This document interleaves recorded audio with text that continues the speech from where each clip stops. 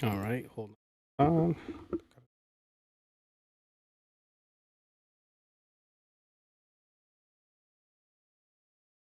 There we go.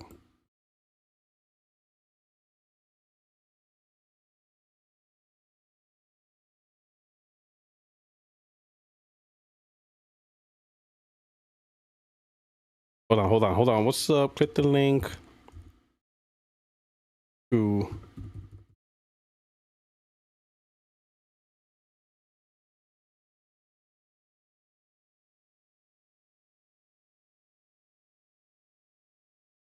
All right.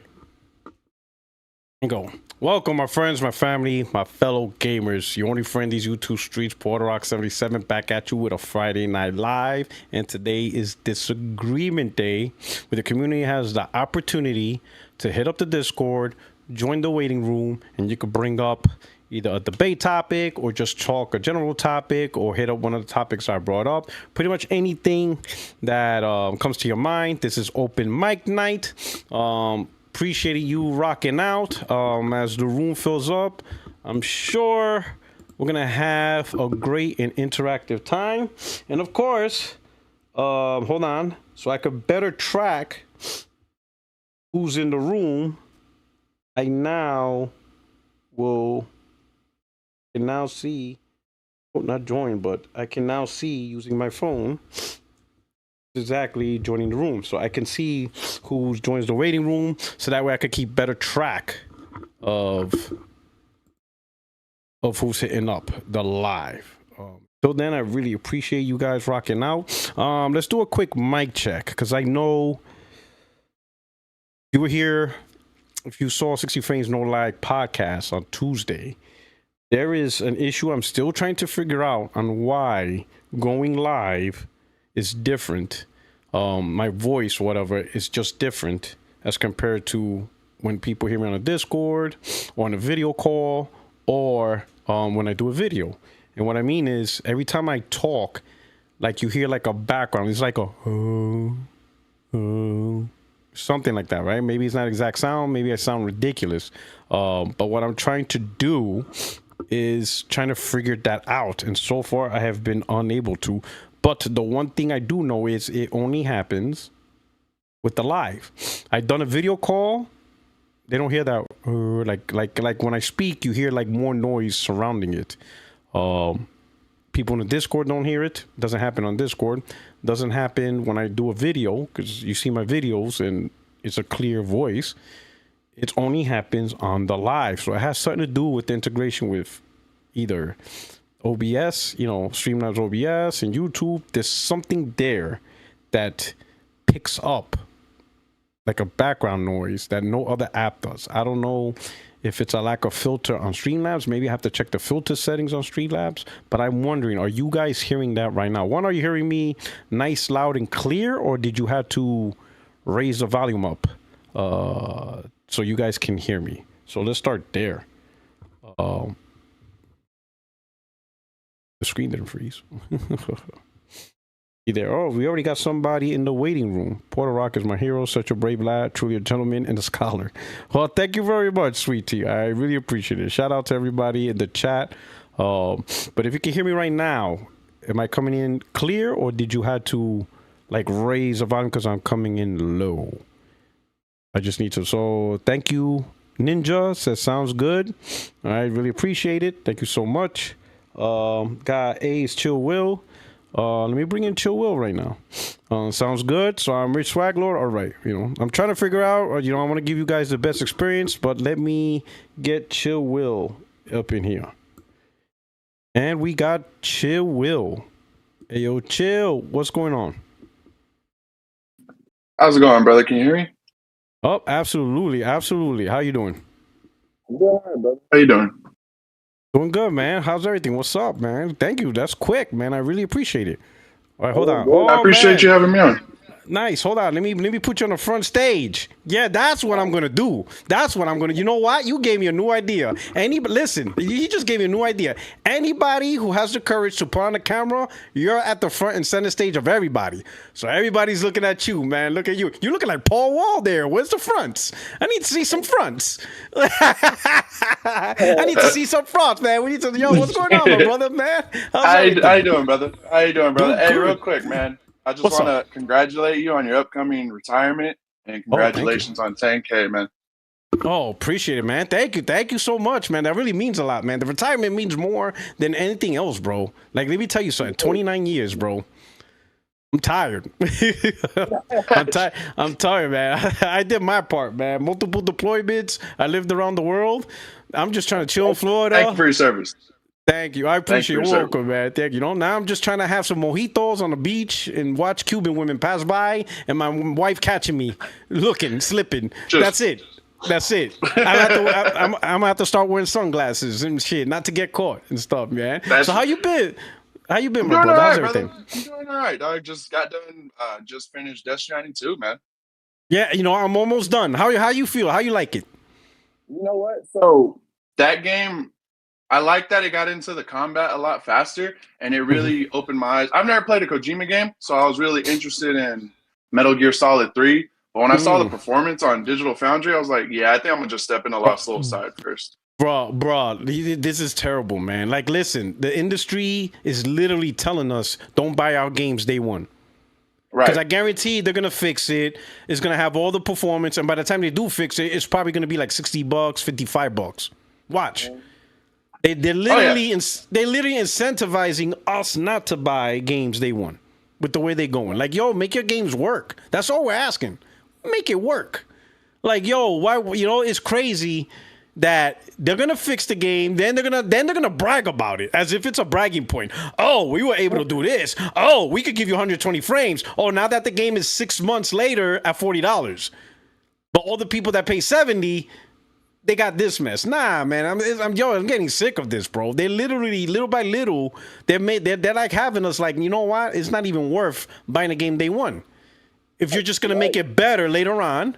The one games that pissed me off, I would tell you, the one developer that pissed me off the most is Square Enix. Because they have been doing that shit all gen long. Every single game they release, if you wait 6 to 7 months, it is much better than what they launch. Right. And the game's like $30. They're pissing me off, bro. Them dudes is pissing me off. I literally just bought the Final Fantasy Duo Pack for like $40. And guess what? You got the best. It runs better now. You good. And $40.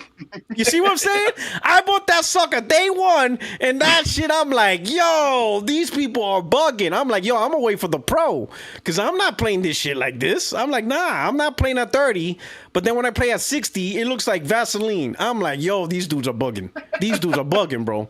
Like, these dudes are bugging. Square Enix is on some shit, and I had to wait. And I'm like, yo, these cats are crazy, this whole industry. And then it's UE5, man. Like, what is going on with this? Like, why is everybody the worst engine ever, bro?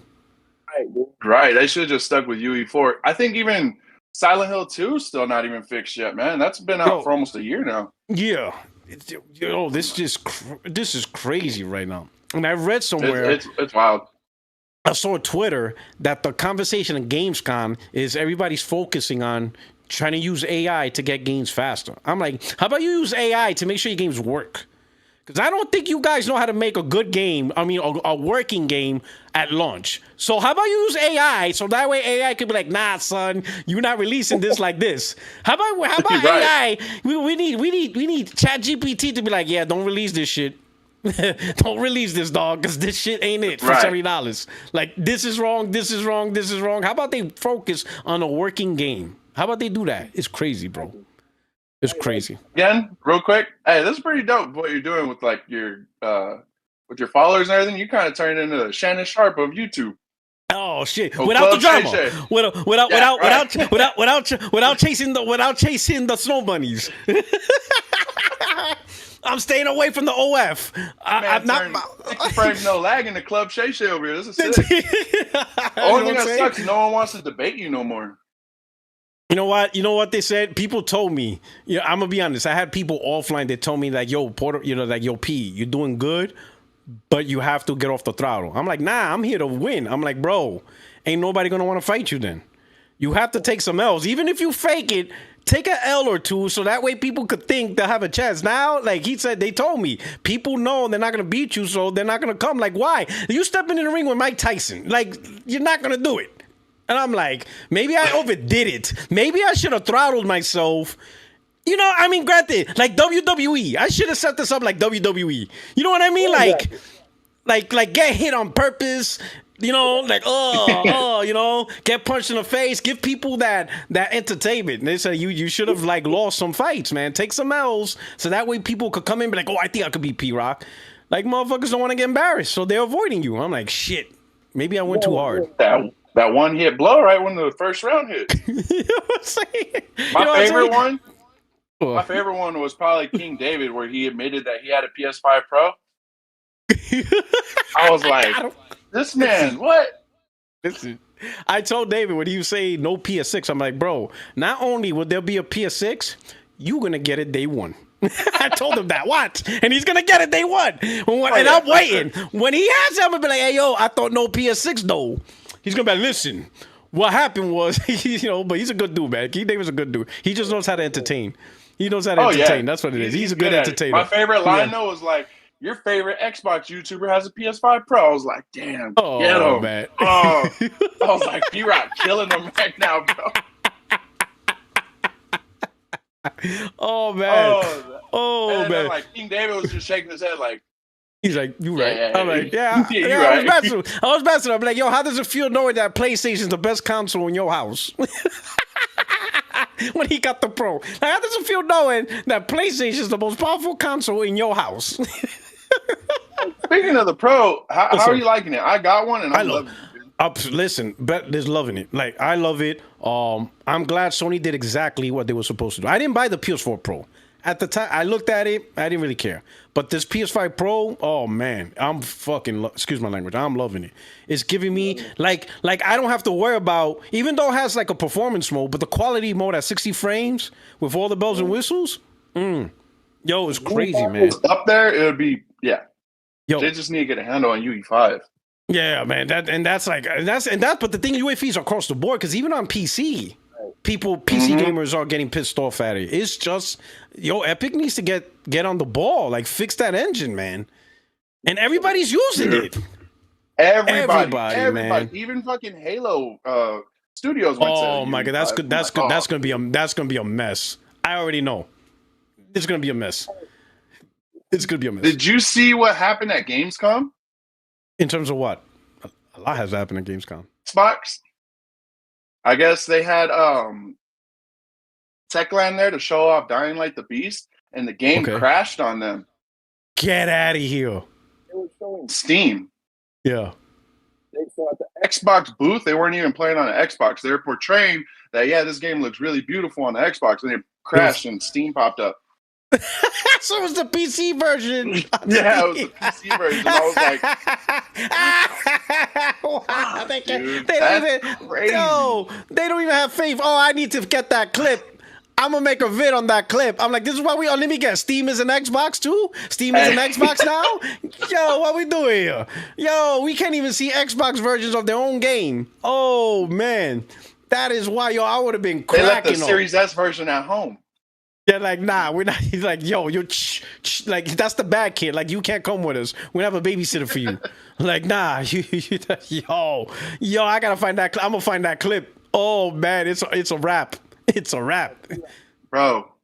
I will gift 50 members, bro. I just think this will be the funniest content in the world if you beat Lost Soul Aside before Claire Expedition 33 for Extreme. That would be the funniest shit in the world, dude. Oh, I'm gonna do it. Now that you said it, God, dude, I'm gonna play it. It's so fucking hilarious, dude. No, I'm gonna buy it. 50 members for that. No, this is what I'm gonna do. I'm gonna buy it. Show Extreme I got it. In fact, I'm gonna buy it the day before Lost Soul Aside, and I'm like, I'm still not gonna play it. I'm gonna play Lost Soul Aside. I got it. I even showed the title screen. I started it. In fact, I'll press the start button and show the initial and then stop there. Dude, I swear that would be like the best content I've ever seen on your channel. Like, oh, legit.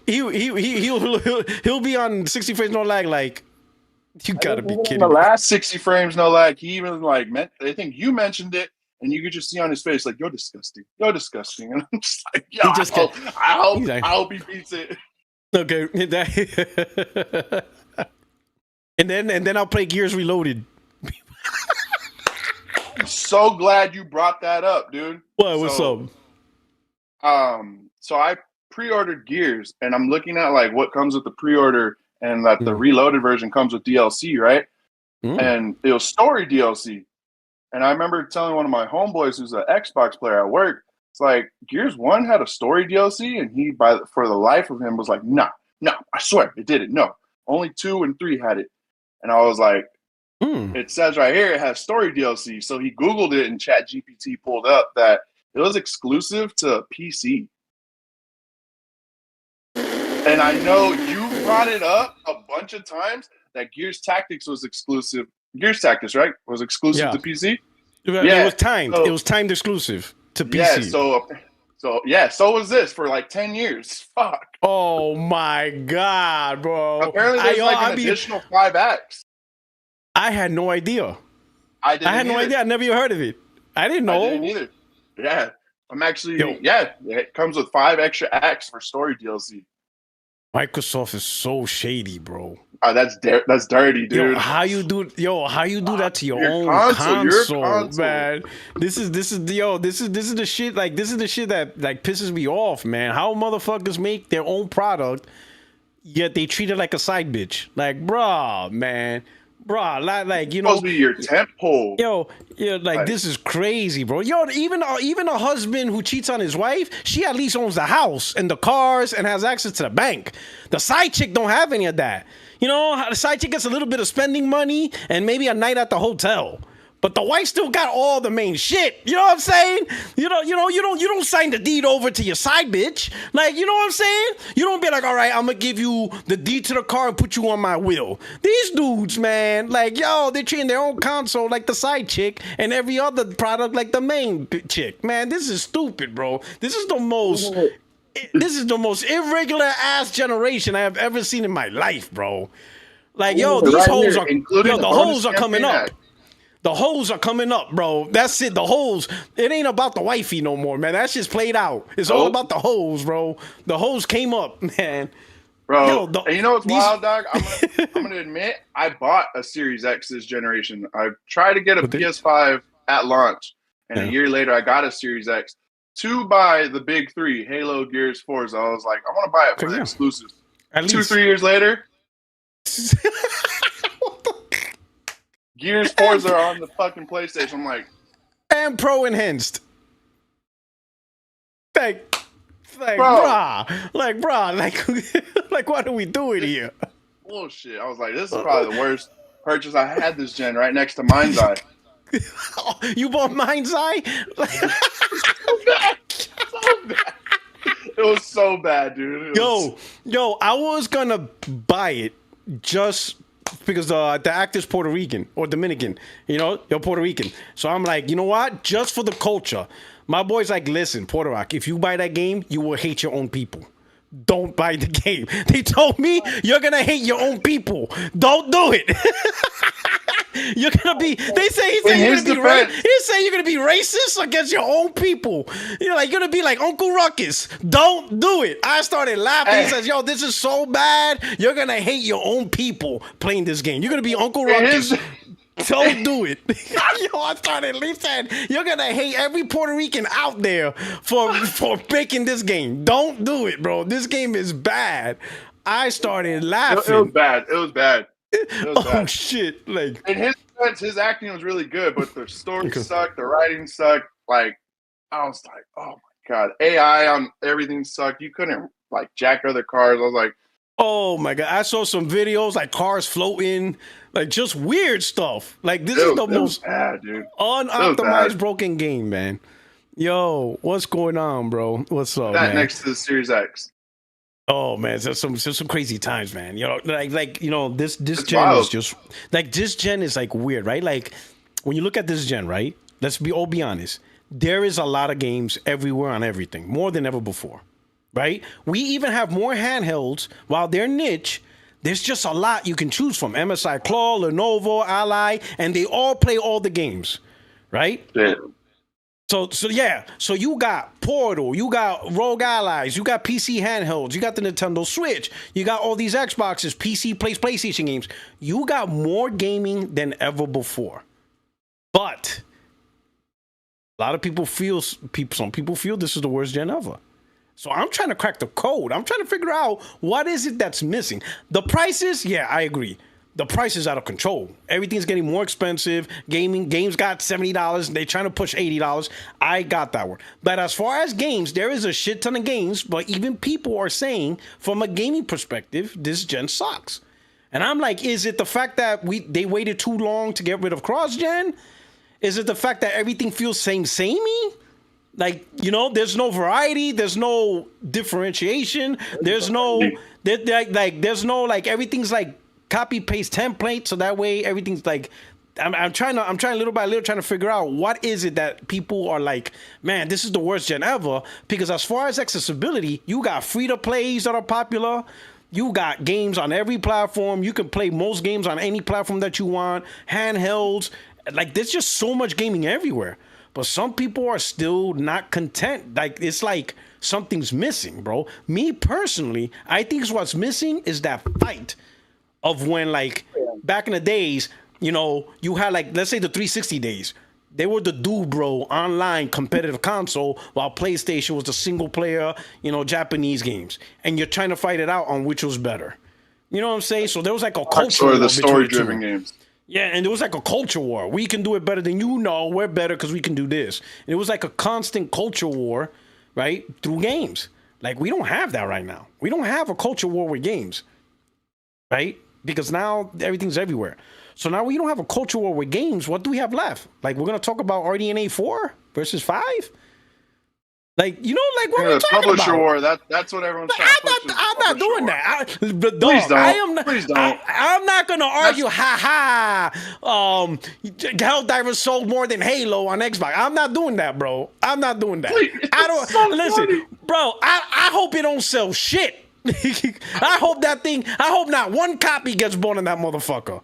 Bro, I hope Sony gets bankrupt trying to put Helldivers on Xbox. I'm not trying to hear that shit. I'm not trying to brag how many copies of a PlayStation game sells on Xbox. Fuck that. I'm not doing, excuse my language, I'm not doing that. I'm not even going to pay attention. This is your podcast. You do whatever you want. I love how they brought up Xbox sales on PlayStation, but they don't talk about how Tony Hawk's Pro Skater did.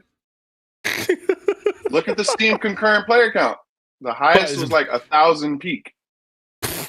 It flopped, and it sucks too because I like those games. Like, we're never getting underground. Fuck. Oh, he said, forget about that. Never getting underground. Yo. I mean, hell, Hi-Fi Rush had like 2 million players, and they got rid of that. They said, yeah, you out, bounce. Yeah, what do you think they're gonna do with 1,000 on Steam? Like, yo. These motherfuckers. Yo, it's crazy, bro. It's crazy, bro. Yeah, this shit's crazy. To go back to your point, though, I personally feel like this is like one of the better gens. I know a lot of people are calling it the remakes and remaster gen, but I like that we're getting remakes of a bunch of franchises and they're adding to it too. So, like, I'm looking at my PlayStation right now. We just got a remake of Resident Evil 4, one of the greatest games ever made, and we're getting Resident Evil 9 coming up, you know? Don't forget I think that's cool. That Onimusha, they just rematched it, and Onimusha. And we got the new one. I can go on over and over. There's as far as games, there is a lot of games. That's not a lie. It's just a lot of games, right? I think that I would say the only thing that sucks about this gen is just the competition of games. We don't have that. I can definitely agree with that. I definitely agree with that. And as far as content, listen, there's just too much shit. There's too much content. There is a lot. There is a lot of games to play. I still haven't caught up to Assassin's Creed Shadow, Kingdom Come Deliverance, Dragon Dogma 2. I'm like, I got those games. Yo, I'm behind a lot of games, man. It's just there is a lot of games out there. So personally, I found my love for gaming back when Resident Evil 7 and 2 dropped on the PS4. That really brought my love for gaming back. I was really primarily playing sports games. So just like survival horror coming up, you got Chronos: The New Dawn, Silent Hill F, you got Dying Light the Beast, Alien the VR game is coming out with just a regular first person mode, and then that's gonna be crazy. Just to cap all that off, they're gonna Resident Evil 9, like it just even one genre, survival horror, it's jam packed with games. I'm like, bro, 4 of them are in September. Yo, that Alien VR is gonna be crazy.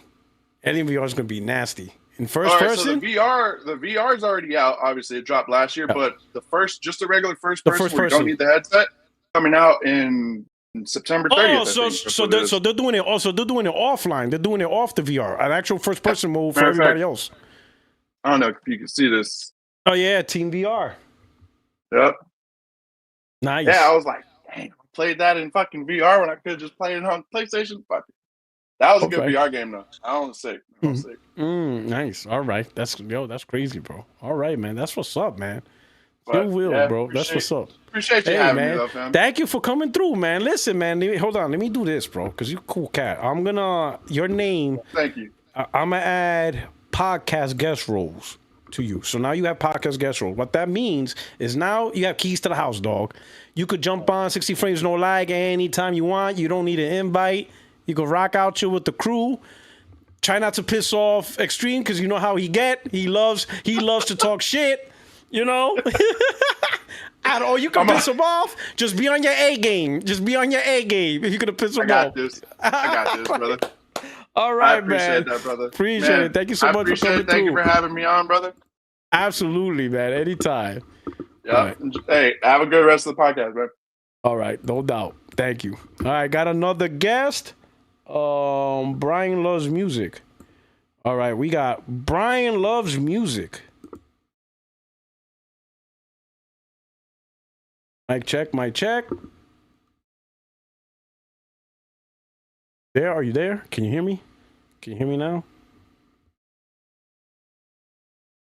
1 2 1 2.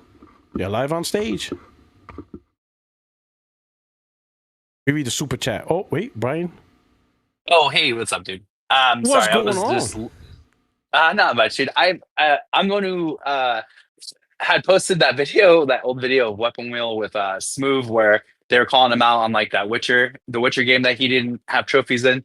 Okay. Part 8, and so I was like, oh, cool, I'm off work. So I'm a public servant for my county here in California. I don't want to say what city, just because I'm a public servant, but you got it.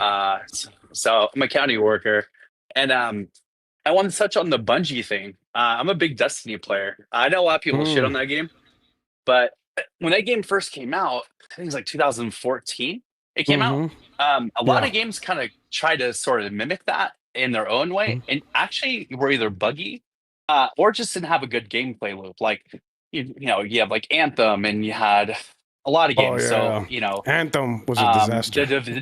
The Division, the Division was probably the kind of the best one out of a lot of the looter shooter games. But a lot of people shit on Destiny, but it's actually kind of stood the test of time when you're talking about RPG sort of FPS looter shooter games. And if you remember like some old CODs, I think it was Advanced Warfare, they kind of gave those people supers, and I was like, oh dude, that's kind of funny. This is like supers like you would see in Destiny. So I think a lot of companies were inspired by that game, but I think it's good that Pete Parsons is stepping down, because if you look back to how he became in charge of Bungie, he was originally a Microsoft guy.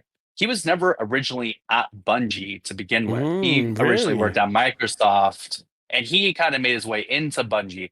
So he wasn't really there at the forefront when Bungie first started way back when, because we all know they made like Halo way back in the day for the Mac, and then all of a sudden it wasn't on the Mac, and then it was on Xbox, right? And so he wasn't there in the beginning. He kind of came along, and so I think the direction of Bungie has been really strange. So they were part of Xbox, and then Xbox cut ties because they wanted to make Destiny.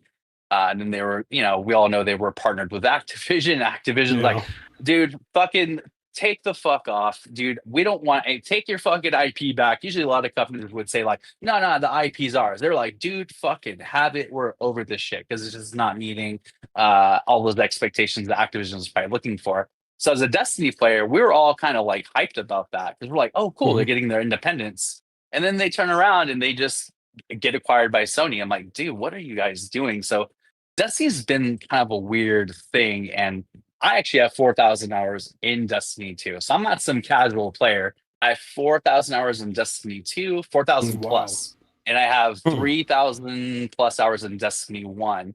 Did all the raids from Destiny 1, started doing raids in Destiny 2, and kind of have become more of like a casual Destiny player. I ultimately think Pete Parsons has steered Destiny in a weird direction where a lot of the original players aren't really playing so much, or they still are, and they make content off it because that's where they started. But they're kind of weaning off the game. But ultimately, it's a good game. Some people are like, oh no, game's dog shit. It's not, dude. It's one of the first games that really incorporated like MMO mechanics with an FPS game. I mean, think about it. What game have you seen before Destiny that was like Destiny, that had MMO mechanics? It's a first-person shooter. There's hidden quests that unlock exotic weapons. The weapons feel good. You're talking like them taking the feel of Halo with this mixture of a new game, so you have the good gunplay. And they, this is funny. They actually a while back, Bungie kind of was like, you know what? Halo's owned by Microsoft, but we don't give a fuck. They made the BR rifle as a pulse rifle in Destiny 2. And they made I forget what the handgun is in Halo, that overpowered handgun. They put that in the game as the sidearm. And they had Halo-esque sort of design stuff. And Xbox didn't come after them. They were like, no, you can't do that, man. That's our shit. That's RP. They're like, what can we do? You guys design this art. Have at it. So that's kind of funny. So they put Halo shit in Destiny 2, the BR. It's called like BXR or something. It's like a 3-burst pulse rifle. And then Destiny also came up with this thing called Trials of Osiris. It's like a 7-round base elimination where you go to this thing called the Lighthouse and you get kind of like the best of the best gear, and it's all Egyptian themed, right? And the idea is in the old Trials of Osiris, you would have to get on a 7-win streak and you'd have to play 5 rounds with a team, and you have to do that per sort of round. So you're going 7 rounds, 5 rounds within each match. And if you went flawless, you went to this Lighthouse. So you had a bunch of people on Twitch that were like, oh, this is dope. This is a new thing. I've never seen this before. It's like 3v3 elimination. You play on this card, and then people would tune in to all these trials matches from all these content creators. Like Destiny was huge on Twitch. That's why when people go, fucking dead game, I'm like, what the fuck are you talking about, dude? This game has been out technically for 10 plus years. And it still has over hundreds of thousands of concurrent players. Dead game? I don't think so. Not as popular? Maybe. But it's not a trash game. Think about all the games that came out before and are not around, or nobody's talking about it, right? No one's like, oh, bro, The Division, like, hell yeah, I can't wait to go in. And there's not like 200,000, 300,000 concurrent players playing The Division. If you go to Destiny right now, it's probably not a ton of people, but that game's also over 10 years old. So, but I'm actually glad that Pete Parsons is taking off. I don't really like the direction that Bungie has sort of gone in. It's kind of weird. It'd be nice to see some fresh blood to maybe help steer Bungie in a better direction. This guy is actually a Bungie guy. He's not some Sony exec that they're like, hey, you're going to run Bungie, okay? We want you to do these things. Man. So this guy is like he's a Bungie guy. And then also, I've been playing on PlayStation since 1996 with the PlayStation 1. Because they came out in Japan in 94. So I remember when I was in Texas, my dad was in the military. He was in the Air Force. He was a CADM, Combat Arms Training and Maintenance. He's a weapons instructor. And so he retired it's a Space Force base now, but it was Vandenberg Air Force Base in Lompoc off the coast, kind of by Santa Maria and all that. They fired missiles over there, I guess, into the ocean. And I remember when we were stationed in Texas at Dyess Air Force Base, I went over to a friend's house and I saw the PlayStation, and I had an N64 at the time. I was like, what's that? And this guy's like, oh, it's a PlayStation. You never seen it before? I'm like, nah, what's that? And he's like, oh, it's this cool console. It plays games. It can even play CDs. I was like, it plays CDs. This is like 1996, right? So you're Yeah, like, yeah. what? It CDs was a plays big deal. CDs? You're like, what? Yeah, you're like, what the fuck? You're like, CDs? Hell yeah. And I was like, Dad, can I please get this PlayStation? I went to this friend's house and he had this cool console and I'll catch my N64. And my dad's like, yeah. And so I got my PlayStation and I think Tomb Raider and it was Tekken 3 were my first games. I got a Mm. memory card and all that stuff. And I've been playing on PlayStation ever since. It's the only console, and the reason I wanted to bring this up is it's the only console, in my opinion, that has shown consistency in its hardware and its cadence of games. There's not these weird, aside from pricing, in your opinion on pricing, not yours, but the general public, aside from that kind of thing, in terms of the reliability of the hardware cadence of games, it's been the console I've known that never scratched my head and go like, well, there's not really any games. What's going on? This is kind of weird. I've always trusted PlayStation since I've had that first PlayStation to always come out with good games, whether they're second party, third party, or even first party games. And I Mhm. can't say the same about Xbox. Some people are like, oh, bro, Xbox. I'm like, that's cool if you like it, but you're kind of overhyping like the Xbox itself. Yeah, like the Red Ring of Death, cadence of games have always been poor. They don't have a consistency to them as far as I've known. I remember when it first came out, it was like, the fuck's an Xbox? I'm like, is it Japanese? Like, nah. I'm like, well, I don't fucking care because it's not Japanese. Because I'm so used to like, oh, this is like, I'm 39, so for all my life, I've known like, oh, Japanese people make the best games, right? And so I'm like, did Japanese people make this? Nah. I'm like, well, I don't want it then because it's Mhm. probably gonna suck. And I Mhm. was never a fan, and that's a bad judgment to make on that. Like, obviously, it's gonna still be good no matter what. But that I kind of said that as a joke. I'm like, well, I don't know. This American company made this. I don't know. I don't really want it. Like I have a PlayStation. I don't need an Xbox. And then the only game that made me want one was Halo. But throughout the years, I just saw this weird, inconsistent cadence of games, the Red Ring of Death. I said, ooh, I'm glad I didn't get an Xbox. And so Mhm. that's just personally why I'm just not a fan of Xbox itself. Is just the cadence of games aren't there. The reliability to me isn't there. I've never had an issue with any of the PlayStations, and I've owned a PlayStation 1, 2, 3, 4, and a 5 and a 5 Pro. I'd rather buy a Switch before I buy an Xbox. And some people are Mm. like, that's crazy. I'm like, no, it's not. I'm like, because I already got my PlayStation and I have a Switch too. So there's no need for an Xbox. And Yeah. so all this weird stuff that's happening with Sony with games going over, I don't honestly care where games go. I kind of do agree with M where he's saying like, or Extreme where he's like, yeah, they're kind of losing their identity and like you guys talking about that. And I kind of feel that way a little bit. But at the end of the day, as long as PlayStation delivers on their good cadence of games, which lately has not really, at least first party, have not really been the greatest. As long as I'm still getting those great games, I don't care personally, honestly, if other people get to play them because I'm not console warring. I don't have a stake in PlayStation. It's not like I own a stock of PlayStation. So I just see people who act like they own a stock of Xbox. I'm like, do you work for them? Are they paying your mortgage? Like, what the fuck are you doing? Like, why are you fucking speaking like you work for them? Like this has offended you so deeply. Like they don't give a fuck about you. They don't even know your name, dude. They're just like, did you buy the console? Did you buy our stuff? Cool, great. If you didn't, what's up? Buy an Xbox. They don't give a fuck about you. And I know that's how Mhm. companies are, and people should recognize that. Like these companies, like you guys talk about, only care about one thing: profits. Phil Spencer don't care about how you feel. Hiroki Totoki don't care about how you feel. You're not paying their mortgage. You're not paying their car payment. You're not paying all these things. They give a fuck about that, dude. And a lot of people online on Twitter, especially, I'm like, dude, so like, do you work for them? Like, why the fuck are you being this defensive over this? Like, yeah, it's okay to be like, oh man, that kind of sucks for losing the identity. But as long as you get the games that you want at the cadence that should be there, I mean, honestly, I guess who really cares? And it kind of sucks, but things are changing, right? And this was going to either happen now or was going to happen later at some point, or maybe it was never going to happen. But I don't want PlayStation to lose itself. It's part of like me growing up, since I was like 12, basically.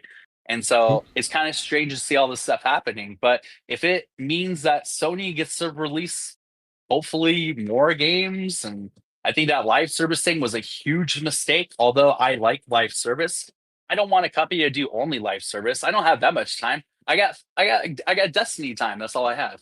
I've got time to be Hmm. playing Fortnite and play the Division and play games that are going to require me to keep logging. I got one game I can probably afford to do that with, and that's Destiny. And so I love this game, and I kind of hate the direction that Destiny is kind of going in. But hopefully things change, and I kind of wish PlayStation wouldn't lose itself. And we, a lot of people are speculating, and it's fair to speculate. And I don't think we should like go crazy over this until we see more games coming and more like I guess more facts with it. Because some people are like, oh well, if this is this game, it's gonna be this game. Like, yeah, but we'll see. If they start sending like the God of Wars and the Spider-Mans, I'll be like, yeah, that's over. Like they're doing it. They're putting it across all the platforms. Do I want them to do it? Not really, but it's if it means PlayStation surviving, then I'll take it because I don't want a game on Xbox because I just don't really care about an Xbox and I don't want to pay for Game Pass. I like owning, quote unquote, owning my games. I like buying physical. Something about holding something in your hand. I'm just kind of like that, and I don't want to pay for a sub for a Game Pass subscription and be like, oh, cool, look at my games. They're on a digital library. And I don't like the idea of subbing out games and bringing in new games. I hate when like entertainment subscriptions do that, like HBO and stuff like that. I hate when they trade stuff out. But, I know there's licensing and, there's timed things and they have to do it. But I don't want to pay for something and then something disappears. I don't want to do that with games. I don't want to be like, oh, damn, I didn't get a chance to play a game and now it's gone and I'm paying like 20 and it'll go up to 30 and it'll go up to 40 and it'll go up to 50. I don't want to play games that way. I want to buy the game. I want to have it in my hand. I want to look at it. And some people, they'll say like, oh, that's such a waste of time, dude. Get with the times. I kind of am on certain things. With music, I'm kind of like that. Like I buy vinyl sometimes, but I have an Apple Music subscription. But with games that are 60, 70, or even going to be $80, I want to pay for it digitally. Like, oh, look at this thing that's digital. It's right here on my screen. I want to like look at it and open it and feel like I used to feel when I was younger, getting a game. Like, oh, look at this game. This is so cool. There's something about that I don't think you can just take it away from everybody. And some people are gonna say, oh, bro, like, man, get with the times, dude. Not everybody's like that. Okay. All right. Let me ask you this real question. PS3 era. Yeah. Right? You on the PS3. So in terms of games, it was a challenging time for the console. A lot of third-party multiplats were running poorly. Now, I know you say you didn't own an Xbox and you weren't interested, but I could tell you the two best gens for Xbox was the OG Xbox and the 360. Masterclass content, right? That's why the transition from OG Xbox to 360, it took away market share from PlayStation, right? PlayStation sold 150 million or whatever for the PS2, and then it went down to 80 million, while it was the opposite for the Xbox. Xbox launched at 25 million because a lot of people were like, what the hell is this? What is that? It's not Japanese, it's Microsoft. So it had a little negativity. But when the 360 launched and people saw the games, the support, Grand Theft Auto day and date, Final Fantasy 13, Devil May Cry, and they were the better versions, locked at 30 frames. A lot of people switched from PlayStation to 360 because of the games and the things we're doing. But the industry was having issues with the PS3 because of the cell processor. So a lot of games on the third-party side was running poorly, not locked 30. They were having issues. The ones who actually showed what the PlayStation could do was the first party. Beautiful graphics, animation, 30 frames, all that stuff. Now, with that said, now of course this is just just a damn hypothetical, just a hypothetical, just for your opinion, hypothetical, not facts. We don't know, but just a hypothetical. Let's pretend that during the PS3, because of it was failing. Sony decided, like, you know what, PlayStation 3 is failing. It was in the beginning. In fact, the whole generation they lost. Money. They completely lost everything the PS2 built. They completely lost everything. It was that price, right? That price is what really turned the people console, off, right? Everything. They lost huge Games market too, share. Right? They weren't getting the game sales that they used to. They lost a lot of market share to Xbox. It was just a complete total revenue loss for the PS3. Let's say that Sony said, you know what? Because we're revenue loss. We're not making profit. We're losing money. We're gonna go third-party multiplat. And their first-party games were also on other platforms. Do you think Sony would still have the quality that they did for the PS3 when they're no longer focused on the PS3 anymore? They're making games for Xbox. They're making games for PSC. You know, they split the resources. It's kind of hard, right?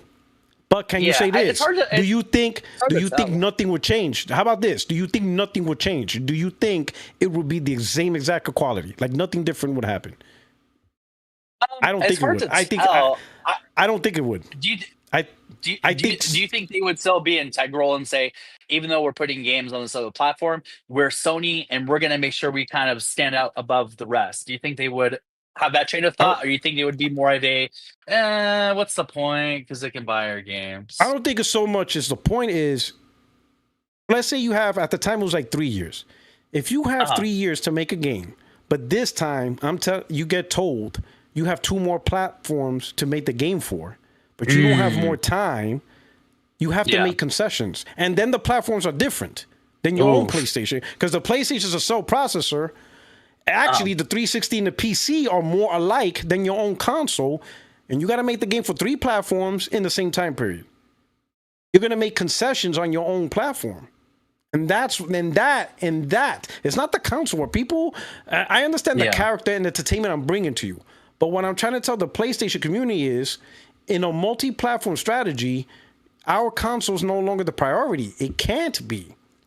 When you have games and they have to be made on other platforms, they have to adopt the same strategies EA, Ubisoft, Capcom adopt, which is you make concessions across all the devices you're trying to make the game for. One platform cannot be superior over the other. Like, you can't go max out like Capcom. Parity, right? Yeah. It's not, like parity, but for the sake of being able to get the game. Not parity in the sense of someone's telling you to do it, but parity in the sense you don't screw yourself over in trying to release the game. If you know, like Capcom. Capcom's making Resident Evil 9. They want that game to release day and date across all platforms. They're not going to give PlayStation ultimate preference and go max out. Yeah. They're not going to do that to themselves, because what if they go too far and now they realize, oh man, now we're really having issues with Xbox Series S because we went too hard on this side. They're going to balance all the ecosystems out. But you see what I'm saying? Capcom balances all the ecosystems out, so that way it launches the same day and everyone gets generally a good game everywhere. Yeah. For me, first party should be, first party is you max out your own platform. Like, you're not worried about PC. You're not worried about Nintendo. You're not worried about phones or anything else. Like, it's your console. You make the game, you max it out, and then you move on to the next project that's going to go onto your console. You make the game, max it out, then you move on to the next game, right? Like, for example, a lot of the game delays that we have, right, on Naughty Dog, and I got Zubitech. I don't know if you saw the interview I had with Zubitech. Some of the game delay, some of the games are taking longer. Not coming out till he was saying 27. What's it called? It's going to come out till 2027, right? Yeah. Some of the delay, or not even delays, but some of the reasons why games are taking longer also is because the ports to PC, Naughty Dog is doing them along with Nixxies. So when you have people that are supposed to, when you have people who are supposed to, their job is to make PS5 games. But they're making PC games. They're taking away from us. That is my issue. Yeah, I'm actually in agreement with you on that. Yeah, Sony they has should value people, the console player first. Yeah, Sony has people working on another platform, taking away time from our platform. I think that messes with the game. I think it messes with the quality of the game. It's the schedule. Even if it doesn't mention the schedule, let's say it doesn't mess with the quality, but the timing. We have to wait until they finish the work on PC. Here's another thing. Look at the money Sony spent. Second party saving PlayStation. Second and third party is. More than ever, right? Here's another thing to consider. Sony bought Nixxies, and they are considered a first-party studio. This is a first-party studio. What game has Nixxies made for PlayStation? They just port games as far as I'm concerned, right? So we got a first-party studio that don't make games for the first party. You see, this is people think I'm console warring, but listen to the words I'm saying. That's a good point. How That's a good point. is Nixxies a first-party studio? They don't make PlayStation games. They have not made one game for PlayStation. But they're a first-party studio? You're not a first-party. I don't consider Nixxies a first-party studio. No. First-party studios make games for our console. You don't make games for our console, you're not a first-party studio. I don't know who you are. You're anything but a first-party studio. But Sony bought them, they pay them, and they don't make games for us. I definitely think that... This is what I'm talking about.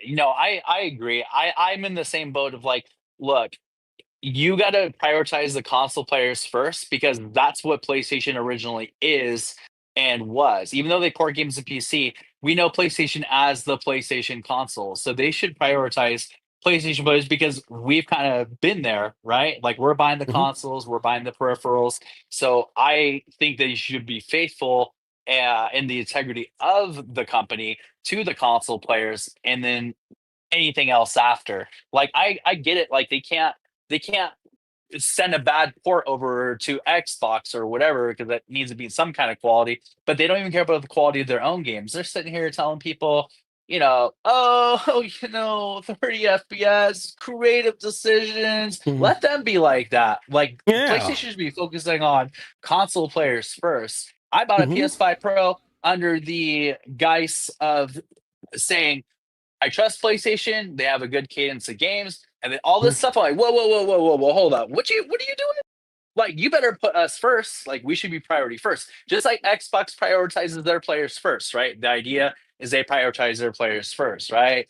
Game Pass, the ultimate value in gaming, and, Tyson Chicken, subscription pass, and whatever. But PlayStation should, at the end of the day, their focus of business should be PlayStation console players first, because that's what they are. They're deciding to venture out to other things, which is great. You should do it as a company for revenue and profits and sustainable profits. Oh man, why?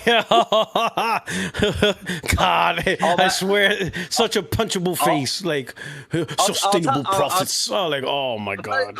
I'll tell you something. I was at my job and I was looking through the computer and I was like, man, dude, I'm seeing all these Game Pass subs on Twitter over here in the system at my county job I work at. All these people who want these McDonald's gaming, they want everything on the cheap, or out here like, we show up for games, but they really don't. And I'm telling you, with that ROG Ally X or whatever it's called, I don't think anybody's going to show up for that. I think that's a very niche thing. Like we all know how handhelds are.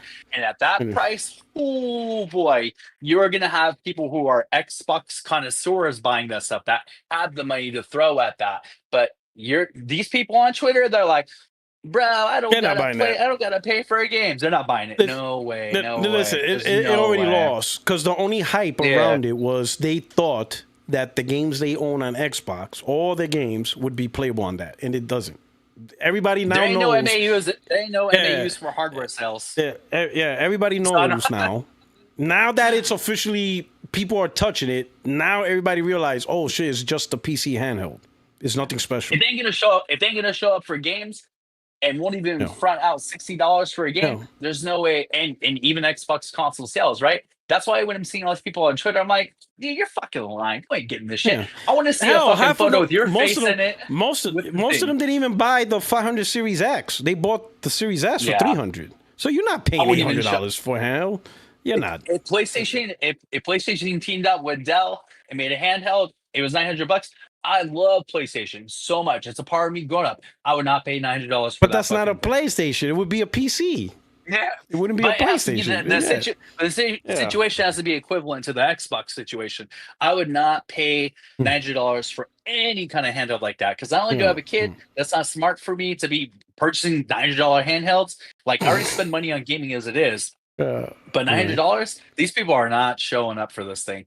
I want to, and if they are, I want to see a photo of their face next to this thing. I want to see proof that they bought this thing. I don't want to see it's only the hardcore. It's only the hardcore and maybe content Yeah. creators. But the average Xbox Exactly. consumer, they're not buying it. Especially now they know their library doesn't work on the platform. It doesn't work. That was the big expectation. There's like, you know, and I seen some people admit the truth. I finally seen some of them admit the truth. They said that, you know, I seen people on Twitter, I seen some Xbox gamers on Twitter saying, if I wanted a regular handle, I would have just been bought it. They expected this handheld, because it's called an Xbox, to actually play the Xbox library. But now that they see for what it is, they realize if they could have been bought a PC gaming handheld if this was the case. Like, it's no different than what's already out. I want you to think about this. This is with Xbox lately, not Xbox 360. Xbox over the last 10 years with both games, their consoles, just wait and see what we have for you next year. It seems like there's a trend with Xbox, and I hate this. It drives me crazy. I would be mad if I was some of those Xbox players. There is a trend with Xbox where things are just, there's always a catch. There's always a catch 22 to everything with Xbox. Oh, the game is like this because of this. Or, oh, hey, we're not going to get into $1,000 console gaming. And then they are. And then they're like, oh, by the way, it doesn't do this. There's always some catch to any of this Xbox news. I would hate that as a consumer.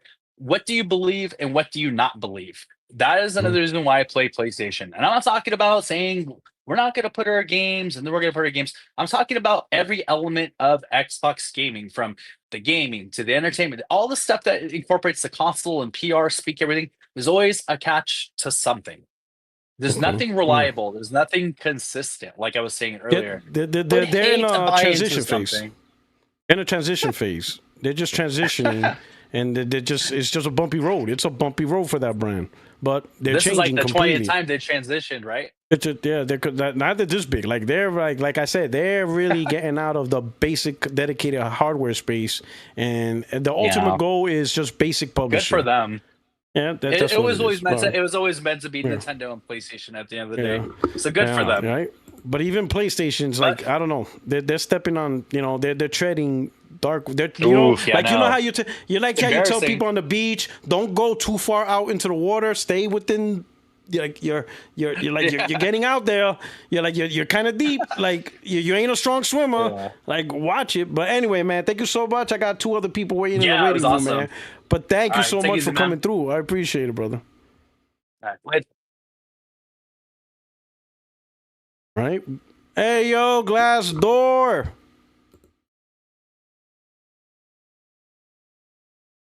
P-Rock. Can you hear me? Oh my God, you're a Toronto Blue Jay fan. You know why I'm booting you? Time to get booted.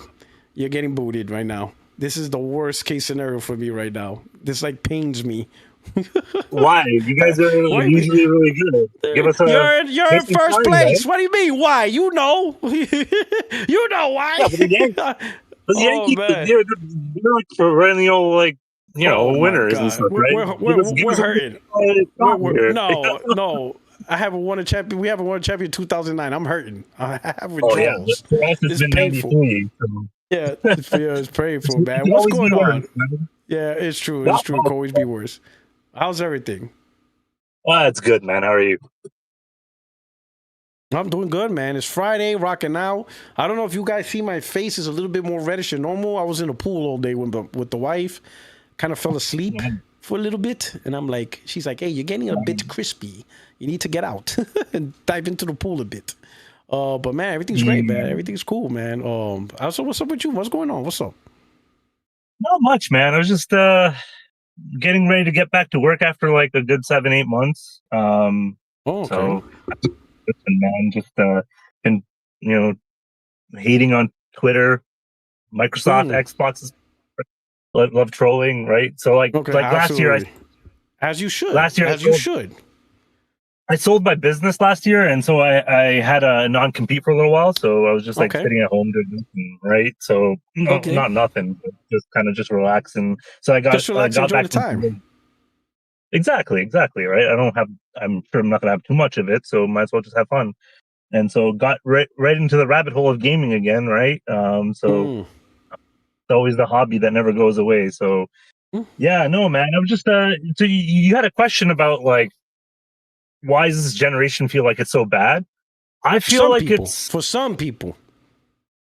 Yeah. Like I actually don't mind this generation. It's really weird, right? Because we started off with COVID, and then Xbox ABK and all this shit was happening, and now they're out of the game, right? Like 5 years, just a lot has changed, right? So, and Sony obviously with this live service stuff, yeah, I'm not a fan of that. But I feel like this gen, if you look at the AA games, the AAA games, and then of course third party, first party, whatever the case may be, I feel like it's 4 years in. Let's say I know it's almost 5, but or technically 5, but I felt like the first 3 years of PS4 were kind of underwhelming. I felt like I had more fun in this gen thus far compared to the PS4. I think around this time last gen we were getting Uncharted and stuff, right? Around this time, I think that was like the first wave of that was the first Naughty Dog game, and then we got hit with all of those the greatness, right? Like the second half of the generation was amazing, but yeah, I'm not so down on this generation, to be honest. But I think it's just also what's happening in the world, right? COVID, and now you got like, especially down there, you guys got Trump running like a madman, so like there's a lot of stuff that's happening, right? Price fluctuations, life. I feel like, and then if you're an Xbox fan, yeah, it's the worst generation.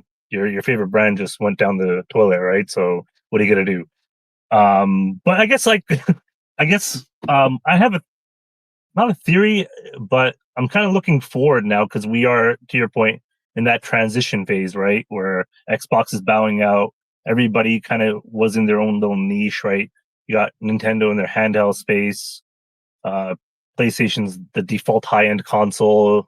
PC's always going to be PC, Build-A-Bear gaming. So to me, it's like looking forward. If you follow Moore's Law is Dead, right? Yeah, I mean a little bit. Yeah. So he's put out that PlayStation handheld, which I think is pretty interesting because like you've been playing PlayStation since day one, right? So you know how PlayStation could be when they see blood, right? So one of their competitors is out.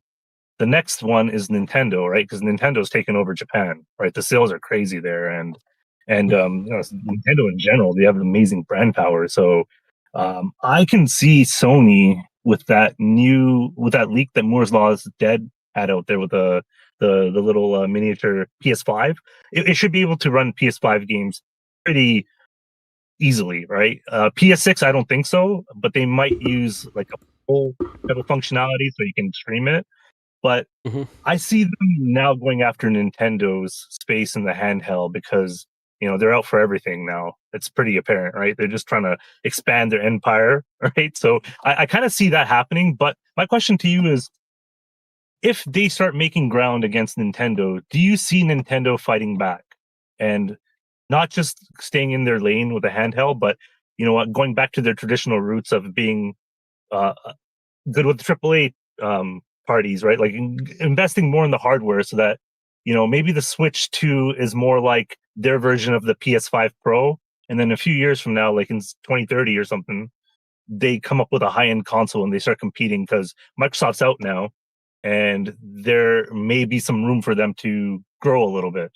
And it's not like Nintendo's poor, right? Like I think their market cap is like 18 billion. Sony's is what, 30 something, right? So they have money, they have cash on hand, they can potentially compete if they wanted to get out of their niche. What do you think about that? Do you think that's a possibility, especially if Sony pushes back on them in their own space? Let me do the super chats and answer your question real quick. I'm gonna start off with Patrick Allen. Thank you for the super chat. It says, regardless of anything, I wish PlayStation had the same thing as Microsoft with Game Pass because I would have that instead, but it's a great value. Okay. Liquid Data. He says, P-Rock, Battlefield 6, Marines. I'm on it day one, man. Good for you, bro. You know what I'm saying? Get out there. I'm not going to be on there. I'll probably play the single player. If it has a single player story, I'll do it. But I don't know if I'm going to put energy into the multiplayer. I'll be honest. Even with Marines. Especially I'm retiring. I'll be like, listen, I'm done. I'm retired. Y'all have fun. Y'all do you. Y'all defend democracy. I'm just gonna collect my VA checks.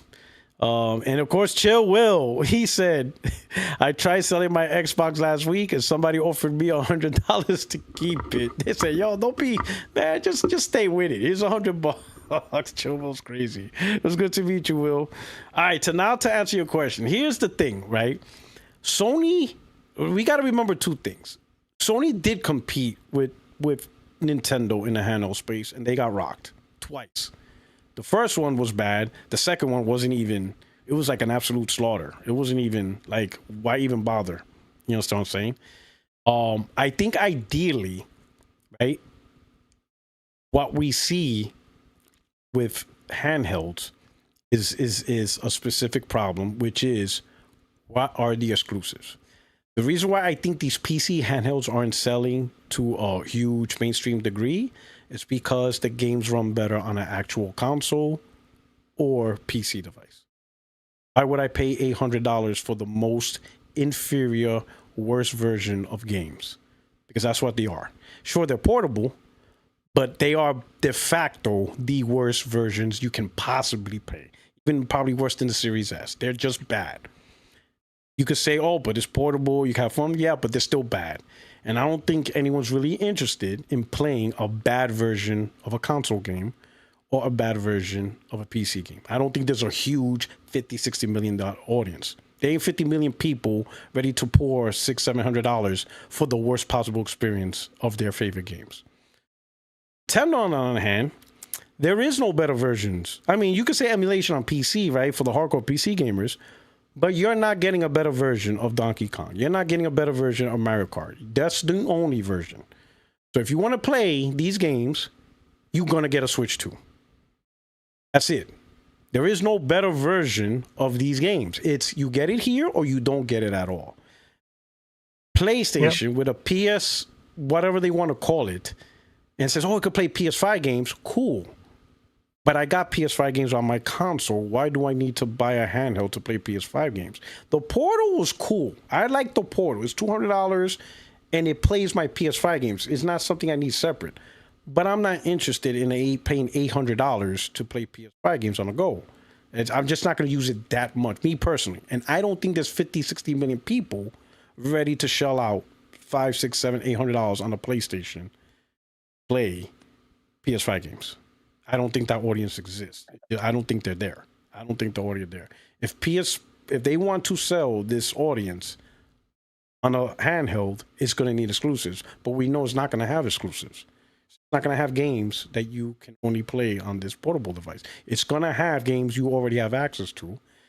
I don't think there's a lot of people like to compete with Nintendo. You're talking about someone who's going to sell 100 million Switch 2s. They're selling 100 million. If you're trying to sell 100 million, they're not there. I don't think there's 100 million people ready to buy device to games they already have access to. Hell, PS5, like there's still people on the PS4. Sony finally overtook the PS4 audience a couple of months ago. You understand what I'm saying? So imagine a portable device. They're like, there's gonna be people who buy it. There will be people buy it. It's just nowhere near the number. I think maybe better than Steam Deck. I can say that. Oh, yeah, I think there's gonna be more people, but Steam Deck's not a lot anyway. You're talking what, 3 million Steam Deck?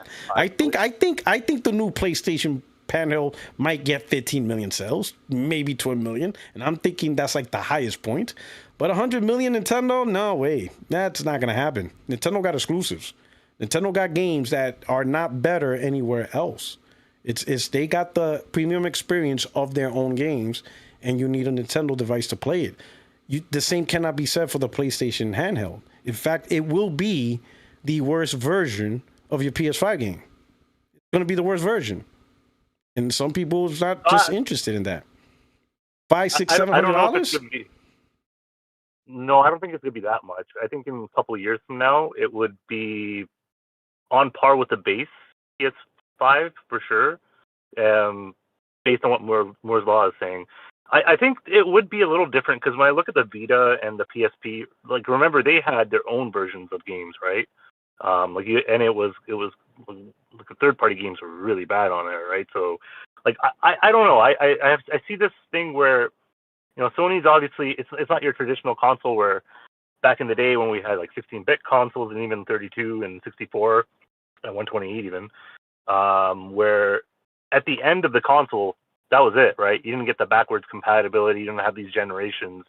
And now it's obviously they're going to keep PS5 around a lot longer than I think even the PS4. And I think something like this handheld would even push the PS5 further in its life cycle. I don't know. I think there is an opportunity there. Yeah, I don't know if they're going to eclipse Nintendo, but I do think that they could potentially hurt some of their market share if they are able to give experiences. Like in Japan, I know that they talk about people on the go a lot. So if you have like a Final Fantasy game that comes out day and date on PS5, and towards the end of this generation, it's also on the Portal or whatever they want to call this, PSP2 or whatever, you might be able to get some of those people over there, right? I agree with you that the exclusives, like Nintendo is purely selling just based on their exclusives, right? Like nobody's buying it. I don't think too many people are buying it to play like multiplayer games or whatever, right? Even like the third party stuff. I'm just curious, right? Like, what if, because like you mentioned on the podcast, and I agree with you that the visual aspect of gaming is a law of diminishing returns now, right? Like, how much further can we go, right? Like, I personally think that the next level is AI with like gameplay and stuff, and you're gonna need a fairly powerful device to do that. And that's why I go back and forth online with people that think cloud gaming is there for that. I don't think so, because it's gonna be a high cost, and I don't know how many companies are gonna want to adopt that in the near future. Maybe like 20 years from now, that's fine. But yeah, I think the visuals are like, I'm pretty sure if you get a PSX, you're not going to even, there's going to be no real reason to get a PC in the future, right? Because you're going to get your 120 frames based on what, these leaks are coming out on it. It looks like it's going to, like most games can run 120 if that's what the developer wants. For like single player, I don't really care for anything more than 60. But for multiplayer, yeah, you definitely want the 120. So that's going to be your high-end console. I don't know where the Pro fits into this, but I don't know. I see what Sony's doing, and I think they're on this path of, they're very greedy right now, right? Because their main competitor is gone. So they're I just see them trying to push into this handheld space a little bit more, and I'm really hoping that Nintendo, they have the means to compete a little bit more than they do today, right? So like, I'm just hoping that they do fight a little bit more, because we do need a healthy number two that's not in their own niche. I can see the PlayStation trying, but again, they would have to resolve the inherent problem. The inherent problem is any handheld playing the worst version of games you could play on your console or PC. That's an inherent problem, because that was the problem Vita had, and that was also the problem PSP had. PSP may have sold 80 million, but the game sales was atrocious. It sold around 300 million total software. Now, to put that in comparison, the PS3 sold around 85 million, but it sold 1 billion games. So you understand what I'm saying? So a lot of people was not buying games on the PSP, even though it sold 80 million, because there was hype. It was the introduction of a handheld. Everybody had all these aspirations. Yeah, I bought one too. Everybody had all these aspirations, but in the end, it felt like you were just playing the worst versions of games you could have just played on your PS2. That's the hurdle with any. Yeah, that's the hurdle with any handheld. If you're gonna play games that's already available, you have to get that feeling out the way. And that's why I don't think the PSP is going to be, I don't think the new PlayStation Portable is going to be like at least a competitor against Switch. It could do fine, probably do better than the PC handhelds, depending on the price. The price mark, I don't, here's the thing about the price mark. I don't know how much it's going to cost. But here's one thing. If it's going to run PS5 games in a small form factor, that's expensive. That costs money. Because you see the price of the PS5 and it's large. You're going to shrink it down to a handheld and do the same thing, that's going to cost money. And I don't think Sony's going to subsidize the handheld. I don't think they're going to sell it at a loss, because there's no need to. Because that's not a mass market creating, penetrating device. I think they're going to sell it day one for profit. So now you have to look at tariffs, all that stuff, how much it costs to shrink a PS5 into a mobile device, DualSense built into the device, all this stuff. Does it play PS6 games or does it play some PS6 games? They maybe say, hey, there's no parity, but you could decide if you want to put a PS6 game or not. Who knows, right? I think it's going to be pretty expensive because they're going to sell it for profit day one. And shrinking the PS5, I mean, the PS5 just caught a price hike. They raised the price of the PS5. It's $550 now. And it's 2025. You know, it's actually cheaper here. It's cheaper here in Canada now. I know. You can literally come over here, buy it, and you'll drive it. And the US dollar will take you further. Yeah, it's crazy. It's absolutely insane. But the PS5 is $550 now, so prices are going up, not going down. Wow. And now you're trying to shrink the PS5 into its own portable native device with its own battery, all that stuff. Yeah. DualSense, 3D Tempest audio, all that stuff packed in. I think it's at least going to be $600. At least $600, especially for profit. I think, and to do what? To play the worst version of your PS5 game? Just for portability? Yeah, I don't think that's a big enough audience for that. I'm not maybe a Japan. Gamer. Like, Maybe Japan, right? Because Japan is a big portable place. Maybe they might find value in that. Like instead of buying the PS5, they'll buy the portable whatever. But I think then Japan will ask, right? If you buy a brand new portable device, they're probably going to want to know, does the PS6 games work on this? Because if not, yeah, they're gonna be like, wait a minute. So you bought a whole new, brand new device, but it don't play new games. It just plays the old games. They might be like, I'll stick to my Switch and just stick to my home console. You know, like you brought up the Nixxies, right? Now they're a first party, but they're actually like not their support. Maybe get them worst to make first party ever. Worst first party ever. Make them to get them to worst make purchase. The game. Yeah, worst purchase ever. Absolutely worst purchase ever. Worst purchase. Yeah. The Bungie's the second worst. Nixxies is the first worst because we get nothing. At least Bungie is multiplat, but at least it's a game for PlayStation. Nixxies does nothing. They don't, I don't think they even know how to make a PlayStation game at this point. Do they even know? Do they even have a PS5 dev kit? I don't know. I don't think they even have a PS5 dev kit. I think they got development tools for PC and dev kits for Xbox, and maybe a dev kit for Nintendo. No dev kit for PS5 because they ain't making a damn thing for PS5.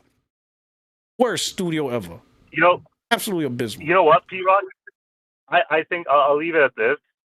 I know somebody else is waiting as well, but like when it comes to the whole multiplat thing, right? I get a sneaky suspicion just by watching what PlayStation has been doing with PC. Like that Spider-Man port, right? That wasn't even marketed. They just pushed that thing out with nothing. And then before that, they scrapped GT7. So what I'm starting to feel like, and this is just my opinion of what I'm seeing, is because they're all into this gas as well. Like they're going to split the portfolio between gas and then single player and whatever these, whatever they call those. I forgot those. Live service. Harmon whole set, right? No. Live service is multiplayer to me. Like multiplayer live service. I feel like they'll push that more on the PC. And I think single player, they're gonna start pulling back a little bit, and then they might choose a game here or there because those are not selling well, right? And so if you want Nixxies to pick up the pace with these, you're gonna have to hire more people for Nixxies, or if you do, to your point, if you do get them to go, 6 months or day and date or whatever, with they're basically the same to me, right? You're gonna have to hire up. You're gonna have to hire development across Naughty Dog, across everywhere, right? And I just don't think that the sales are inducive to the cost that you're putting. I can see them doing multiplayer and live service because, let's be honest, the PC, that's the real benefit of a PC is you get the high frame rates. I don't think it's that much more beneficial to be on a PC for a single player game. If you try to play a single player game 120 frames per second, it's like, for me personally, I get dizzy. I do that. So like it's I think the law of diminishing returns is happening there. Yeah, I mean, I understand that they can make a little bit more money if they do the porting. I just don't think the cost and delaying your games and having to destroy your console base is worth it. So we'll see what happens. Nobody really knows, but I feel like that's where they're gonna go next. And I'm hoping all these live service games fail. I'll be honest, because I don't think they need to waste their time. Like, I really don't. Yeah, they call us fanboys, but like this live service is here's the truth. This live service idea is a threat to the overall stability of the brand, right? They have only one successful game, man. There's only one successful game. The Marathon's looking hot. Fair Games apparently is getting a revamp, which caused Jade Raymond to leave. It's just bad news. Like, the worst part of PlayStation, above anything else, has been the live service strategy. And the question is, how far do they go down the rabbit hole before they can't dig themselves back out? I think now is the time to pull out, and they'll be fine. They could recover, get back on track. But they already said they're going to keep going because they learned their lessons. Okay, we'll see about that. But at what point do they cross the point of no return, where now they're like, wait a minute, we screwed up bad. We wasted billions upon billions, and the shareholders demand that money gets returned. Like, figure out a way to get our money back. Like, they're just not going to write off the losses. Figure out a way. Like, and now Sony has to do something out of the box simply because they have to make up for their mistakes. Like, right? Like, at what point do they reach the point of no return? Now you have to commit to a stupid idea, like go full third party or day and date on PC to make up losses, things like that, right? Because I personally believe Helldivers on Xbox was a result of the failure of Concord and the cancellations. So Helldivers is their way to try to squeeze out more money to make up for those losses the other games, contributed to. I think that's their, at most, right? But the thing is, if they're willing to do that for losses, what happens if they keep getting more losses? Let's say Marathon flops. What happens when Marathon flops? How are they going to make up the money for Marathon? They're going to have to find another way, and they're going to be like, you know what? Put Helldivers and Spider-Man. I mean, put Horizon Spider-Man, and let's make up the money there. Like, do something. Because they're just not going to easily accept loss. They're going to be like, you know what? Those are lessons learned. We'll write off the loss. No. Then Totogi's not going to do that. He's not going to do that. They're going to have to find a way to recoup those losses, right? And that's my concern. Like, when do they reach the point of no return before they realize that they've gone too far and now they have to make the hard decision, which is the stupid decision? And it's just, and they put themselves in this position. Like, they're so hardcore in this live service game. Come hell or high water, they're gonna go at it. And more often than not, live service games fail, man. Like live service games are like lightning in a bottle. They are. You don't even know what hits. It could be anything, really. I never thought Helldivers was gonna hit. I was like, oh, this game looks whatever, right? Looks like something out of Xbox 360 era, right? So, but to be honest, like, when I look at PlayStation, transition phase, right? Jim Ryan did this live service stuff, right? So, like, he had a lot of the strategy going into this console. Now you got Herman Hulse is there, and I'm not a big fan of his, but I'll give him the benefit of the doubt. I personally think the best way to deal with this, like, if it was up to me and I had influence over Sony and Microsoft and Nintendo, Microsoft would be making sure they're probably their DNA is this live service stuff. This is their DNA going back to the PC days. All this stuff, like the Halos and everything that they brought to the console, that's their DNA. They should be doing more live service. Get away from single player, because they suck at that, right? Like, right? It's been awful. They haven't had a good single player game, but that they developed themselves since Gears, right? Like, that's the last one I could think of that I actually enjoyed. But that was an epic game to begin with. And then Sony just stick to their single player, because that's their bread and butter, right? But yeah, man, it was great talking to you. Right. It's good talking to you, man. Thank you so much. Hold on, let me see. Man, I think you were here. Oh yeah, you were here before, so you already have podcast guest rules. Okay, good. All right. Yeah. All right. Thank you so much, awesome, man. Let me get. I'll continue listening. Absolutely, man. Thank you so much for rocking with the channel, brother. I really appreciate it. Yeah, We'll see how Sony's future is. All right. Yeah, we'll see. All right. All right, and we got I'm Henry. Mic check, Henry. Hey, what's up? What's up? What's going on, brother? Let me, because YouTube is delayed by a few seconds. I'm going like, why am I in the chat? Boom! Front stage. What's going on? So I'm the guy that was trying to get you a Comic-Con pass.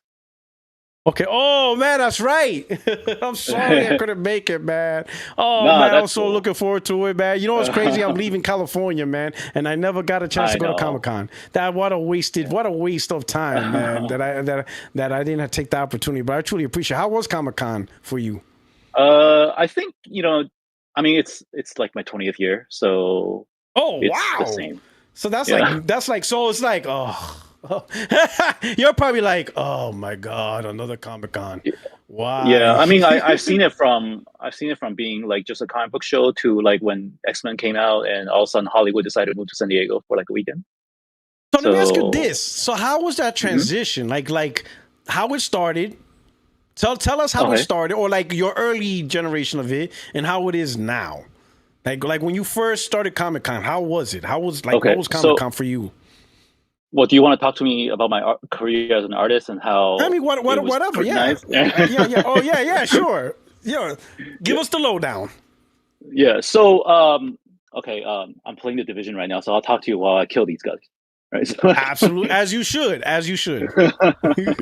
So I'm about to die, actually. So I'm quite a few years older than you. So I've actually seen a lot. Yeah. So if I go way back, then I can tell you that I actually got my hands on a Pong console when I was very, very young. Right? Wow. So, yeah. So you do not look that old, bro. I'm turning 50 this year, so I know it's good genes. So it's good genes, and I'm also So I was too young. Like so the thing is let's say my grandfather was in the military on my mother's side. So we lived in military assigned housing because I am with the wrong side of the government when it comes to China. Right. So so the government that retreated to Taiwan, the Republic of China. So that's that's how I came to be. Right? Holy cow. That's a story in of itself. Yeah. It's kind of so I grew up kind of poor. So the fact that I could be here in the United States, it's a truly blessing that my parents actually spent the effort of, giving my brother and I a chance to get educated here in the United States, which, we suffered because of it. Because, financially it was tough. Right. So, but anyway, so like, I was a little kid and then, because we all gather out at my grandmother's house, my mom and her 3 brothers every night it's a family gathering thing. So they have dinner. And then, us kids being really little, sometimes we fall asleep before the parents are ready to go home. So, and obviously I was sleeping and then I hear this rowdy outside in the living room. I was like, what's going on? So I got up. I vividly remember this, like these adults surrounded these black and white 13-inch TV. And then I walked over and then I saw them playing Pong. Right. So my uncle handed me this controller and I was like 3 years old. So I couldn't really, my cognitive ability is not there. Right. So I died immediately. That was the first time I realized my mom cared about something more than me. Right. So she pushed me aside and then grabbed the controller and started playing. And I was she was the hardcore gamer. Like, wait a minute, boy. Like, get out of here, you casual. Your own mom's called you a casual. Like, get out of here. Wow. That was the first one and only time I touched Pong ever. I have not seen another video game console again until I was maybe in 3rd grade, which that was the Atari 2600. So okay, nice. But, yeah. So but and then I grew affinity toward like the creative process, right? So that's how I became an artist. And because I've spent the first 10 years of my life in Taiwan, so I'm very much influenced by the Japanese art style. Anime, manga, and stuff like that. And so naturally, as I was growing up, that was shown at by the people who read American comics. Because here in America, you are either with superhero comics or you're nothing, right? So that all the other stuff are indies. Really? Right? So, yeah. So like how the Americans, the new normal people, they look at comic book people as like a niche or what do you call those nerds, right? So like, nerds. And then nerds. within that nerds, then there's people like me who are like, you know, like further nerds. You're the nerds. Yeah, we're the offshoot. Somebody who look at stuff from Japan, import stuff that are really, really hard to. Yeah. So, but you know, obviously, like to be part of Comic-Con in San Diego is actually difficult. They when you apply, they have to look at your credentials, whether you have anything that's published or artwork is good enough. And then if that's good enough, then they put you on a wait list. And then when an artist couldn't make it the next year, they shove you in, right? So and they because they sponsor you, because I don't pay for that spot, right? So they sponsored you, at least up until 2 years ago. They sponsored you. So they take attendance, they make sure you don't abuse like your privileges of being a Comic-Con. And because of that, I was able to get a lot of opportunities. I worked on some of the great franchises that a lot of the gamers probably in your audience grew up watching, right? So I worked on franchises related. I worked on products that are related to Avatar: The Last Airbender. Wow. And I've worked on Ben 10. I drew artworks. I drew artwork for the DVD covers for Lion King. Right? So like DVD, anybody still know what that is? Right? So you probably got my daughter. My daughter had a Lion King DVD cover, probably that. Right. Wow.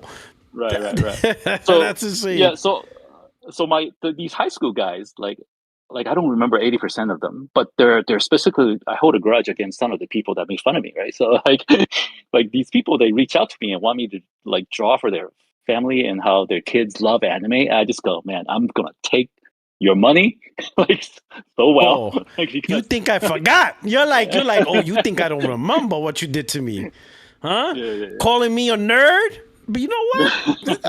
You're probably like, yeah, for $1,000. It probably takes it like 5 minutes to draw it. Hilarious. Yeah, you grew up as a minority, so you knew exactly what it was like to like if you were in a school predominantly white and what the type of shit they say to you, right? So Anyway, my man came back after all these years. Nice. Yeah. That's funny. That is hilarious. So, but like Comic-Con itself, like when you first started there, you said it was mostly it was. We were just artists. It was. It wasn't. The flow of traffic is good. We had 8-foot tables, right? So there were rules, but we were treated very well. The curator, Clydine, rest in peace, because she just passed away last year. But anyway, that's something else. But so we were treated like artists, right? So people were there for art.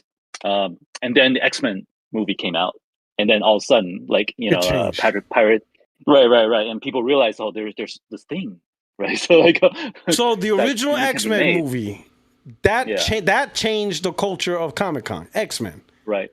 Really? And X-Men movie didn't promote Blade? Comic-Con. No, not Blade. They didn't promote at Comic-Con, right? Blade wasn't looked at as a comic book movie. It was looked at as a Wesley Snipes kung fu movie. Right, it was more like that. That's right? true. So like, that's true. I know what you mean. I know what you mean. Like an action, Wesley Snipes. Yeah. A lot of people didn't realize, like, no, that's a Marvel IP, and they're like, really? I'm like, yes. Yeah. Right. Okay. Yeah. So it was when I think Transformers and all these, like, I think Hollywood found out that they can milk franchises that were already created, so they don't have to come up with ideas that they worry about, and which is kind of like how it reflects this market, right? So I'm going to offshoot to video games. Is the state of video games that we keep on getting sequels is because like these people with the money are always going to these studios asking, so you want to pitch this game, how do you guarantee the return of my investment? I'm giving you this much money. And these studios will go, well, Last of Us Part 1 made this much, right? So 2 will guarantee you probably this much, right? So that's probably the reason why we don't get games like Killzone that sold like, how much did it sell? Like less than $1 million. Hey, we want to bring back Killzone, and the investor's like, shall we remind you how the original's done? Oh, that's terrible. Yeah, I know what you mean. Yeah, I mean, I personally would love to see another Sly Cooper, but I didn't sell very well either. Yeah. So wow. So and nowadays Comic-Con is more like, it's, all of a sudden superhero movies cool now. In fact, I have some superhero movies. It's mainstream. Yeah, so now you're fatigued. Now you're like, oh my god. But now you see people in costumes everywhere. Like, just wear a suit, bro. Like, just come on, I know. Please. Yeah, the hottest chicks that usually show up like in Halloweens in bikinis. They show up with bikinis with leaves, right? Because now they can say they're poison ivy, right, or something. Oh my god, that is insane. That is wow. Yeah. And you were there for the whole time, 20 years, you said. So you've seen transition. That's insane. That's incredible in a way, though. Just maybe for better or for worse. Just seeing it, how it changed in front of you. You're like, man, it was at one point it was just a bunch of tables of comic books. Now you got AAA actors, A-list actors there now, and it's just traffic, security. It's like a mess. Yeah. And some of them do walk by the artist alley sometime, but they don't because they'll get mobbed by fans, right? Okay. So yeah. I just remember when Johnny Depp showed up to promote Pirates of the Caribbean. Oh my god, the fans were so crazy that I thought the glass on the side of the convention center were gonna crack in because they were trying to get to him. I was like, are our lives in danger? So and imagine that, man. Yeah, I can't imagine. I can't imagine like the phase 1 of Marvel. That must have been crazy. Like with Thor, Captain America, the first phase, Iron Man. I could just imagine how crazy that must have been. Yeah, and they all show up. They all show up for signing, but I don't know how much it is to get a ticket, because you buy a ticket for a signature, right? Yeah. And then you buy another ticket for the photo hop, right? So get out of here. But that's a general Comic-Con thing, I think. So yeah, but for Comic-Con, like sometimes they have a lot of premiere trailers, but you have to get a ticket. You have to get in line to just get a ticket to be part of the raffle, maybe to go into the hallway too. I'm like, why would you do this? But like I live in LA, right? So I understand. Okay. I could walk outside and I'll run into like maybe an actor jogging, but people who came all around the world, it's their maybe a lifetime chance to meet some of these people. So I empathize. Right, so let me ask you something, because I know there's a LA Comic-Con. How is that different from San Diego Comic-Con? Well, San Diego Comic-Con is known as the Comic-Con International, so it's registered as the only Comic-Con, right? So I believe Comic-Con International owns WonderCon, which is in Anaheim, and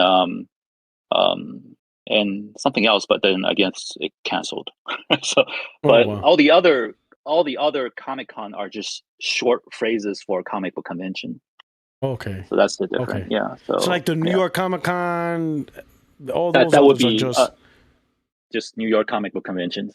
It's handled by different, I think, groups in the back, right? So Okay. Yeah, it's like you playing like the Atari version of Pac-Man or the collectible version of Batman, I guess. Okay, I got it. Yeah, something like that. Yeah. Okay. So, all right. Okay, that's interesting, man. Okay. As everybody else said before, anything else, congratulations on your retirement. And thank you. I hope I appreciate it. Nobody comes over and hands you the vibranium shield, and you would have to dress up for us and as media vendors again. Nah, I'm gonna be like old man Captain America. Like, nah, I don't think I'm gonna do that. That's gonna be me at a park bench. Like, yeah, I don't think I'm gonna do that. Be that guy, man. All right, so I was interested in your Comic-Con, but what brought you here? Besides that, was there anything you wanted to talk about? I know I kind of got you off target because I was just really interested. Is especially when people bring up interesting stuff about comics or industry stuff. So that, I made that notes. Was interesting. Okay. Thanks, man. I made notes. No, most of the time, I realized that on the Twitter space, people are like, basically saying this generation is bad, right? And I hear it. Yeah, I think I don't think that's the case. I think it's because our generations, or these newer generation, the social media has made news and words spread way too quickly, and I think people aren't getting them fast enough. Right? And I also feel like because of social media, because we can connect with one another without getting out of our house, we're just getting lonelier. Right? I think people are miserable because right, they're trying to find that endorphin, and with such high tech game development, they can't get enough. Right? So because I know, because a lot of us, we like work from home, we work in solitudes, we have to find chance to go out. Like we have to make sure we talk to people so we don't die from being alone all the time, right? So like, I mean, not dying alone. We used to make fun of that. Remember the meme "Forever Alone"? Like we used to make fun of people not having friends. Now it's like, you have friends? Like what? Like you know, right? I noticed from language. Like you see me on Twitter. I trash talk a lot, right? But I always find it fascinating when people reply, "Oh, Puerto Rock, you asshole! Just let people enjoy games."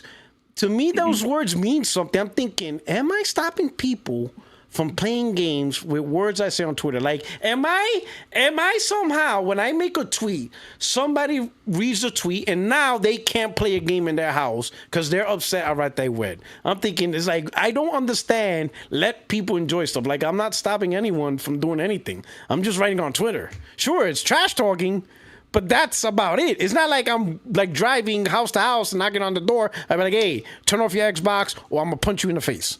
Like, I'm not doing that. like I'm not in front of Best Buy and be like, hey, what you coming in for? I'm gonna buy an Xbox. Try again. Turn around. You're done. You're done for the day. Go home. You're not buying an Xbox. Like, I'm not, so I do see, like you said, there's a phenomenon where people really, you could say, they spend, I don't know how to phrase it, but like this friend validation within social media, right? And everything's connected, and like they can't, like somehow they think, at least for me, maybe that's how the new generation perceive it. Because the truth, we were different. Like you're like me and you are not that far off in age, right? So when we went through school, like going through school was actual face-to-face interaction. After the bell rang 3 o'clock and we go home, that's it. The school session's over. Now it's your neighborhood friends, right? So you're always transitioning to what's in front of you. Who are you shaking hands with? Who are you playing sports with or games? It's always a person in front of you, right? When school starts, you're not hanging out with the friends in the neighborhood unless they went to the same school with you. You're doing school interaction. After school ends, the weekends, the summer's off, it's your neighborhood friends. But there's always, everything was directly interaction. But these kids grow up where they go to school, something bad happens, but when they go home, that bad continues to happen because it's on social media. They still talk about it. Their friends are still doing it. So, like, it's always still happening. Like, they don't catch a break, Like, it's like, for example, you go to school, you get jumped. When you come home, you don't hear about it until you go back to school. But when these kids get jumped, they still see it. People take pictures. Somebody took a video of it. It's constantly, it's nonstop, right? And I think this impacted our generation to thinking social media impacts your life nonstop and it doesn't go away. I'm not used to that. So when people talk about social media, I'm like, I don't give a damn. It's like, it's the internet. Like, this doesn't, but when I realized for the younger audience, life don't stop just because the bell ended in school. They still deal with it. They still deal with the bullies in school even when they're at home. Like, they don't separate stuff. So it's like I don't know. It's a weird culture that got created because of the internet. It is. It's absolutely kind of sad because you need to go out. You need to meet people. Like, that's where real interaction's at, right? Yeah. But and then they get desensitized on the internet because there's no repercussion. Like, you can't just say what you want in front of people. Like, some of the weird stuff I see on Twitter, you're not saying that in a restaurant with 10 people in front of you. No, you're not talking like that. Because then people will look at you like, what? Like, who talks like that? Like, it's just weird, but it's strange. It is absolutely strange, fascinating, but also scary because it's like, man, you're like, people got to interact with more people because the way some people talk, that's not how you talk to people in real life. Like, it's just, that's just not how communication works. people will look at you weird. You know, like I said, I used the proverbial ice cream analogy. In real life, if a person goes, "Oh yeah, my favorite flavor is chocolate," a person will normally be like, "Oh, mine's vanilla or mine's strawberry." Right. But on Twitter, you make the same statement, "Hey, my favorite flavor of ice cream is chocolate." "Oh, why you have against vanilla?" Like, what? Like, what are you talking about? Like, where did that come from? And then somebody responds, "Oh, Puerto Rock don't like vanilla? Fuck him. He's a douchebag." And then it just gets out of hand. And I'm like, holy shit. All I said was I like chocolate ice cream. That's it. I didn't say, it's a strange phenomenon. I don't know. Yeah, I don't know what to say about that. But I just know that, like, look at us, like two midlife crisis people talking. But, I don't know. You know what's funny? It's not. You know what's funny? We're not the ones with the midlife crisis. The younger generation seems like they're in crisis. I look at them like, man, you guys act like you're the ones older than me. Like you guys are stressed out. Like everything's falling apart for you guys. Like holy cow! Like go outside, touch grass, as they say. I don't know. Like, do something. Don't what's the right way to put it?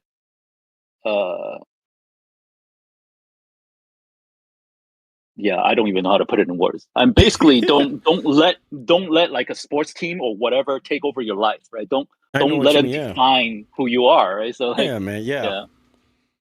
don't let this hobby this hobby like I'm like, man, like I had arguments with people like lately I have my quiz on PlayStation, but there's people like going at me, but they're confessing like their whole life, "Oh man, PlayStation's my first console, I was there day one." I'm like, am I supposed to congratulate you on something? Like, what do you want from me? Like, am I supposed to, is there an award or the certificate of achievement? Because you bought every PlayStation? Like, I don't know. What do you want? Like, cool, I started on Nintendo and Sega Master System. Do I get an award? I don't know. Maybe I should have. Maybe I should have got an award. I don't know, but it's strange. It's funny. But it's so weird for now. And it's not just gaming, too. It's politics. It's almost every topic. I think, it's a strange phenomenon on how people are now communicating, and it's not getting better. Like, the communication skills not better. It's, like, worse. It's just... Yeah. I know, but, I'm looking at all these discourse on Twitter over gaming, and then I just go, well, like, I think the positions, I can always relate to the positions that you're arguing from, because we came from the days where gaming aren't as good. I mean, they were good. They were great.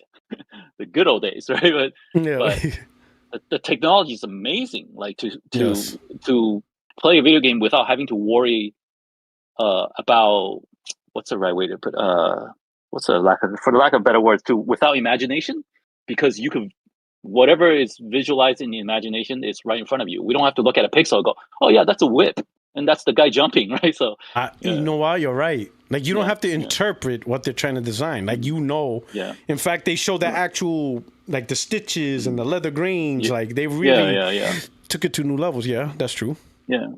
So, and I'm like, you guys can't possibly be saying this is a terrible generation. Like, granted, things are coming again slower, and I think because the budget to build a video game has become so bloated that too many hands are in the pot, or too many people are talking about how the video game should be.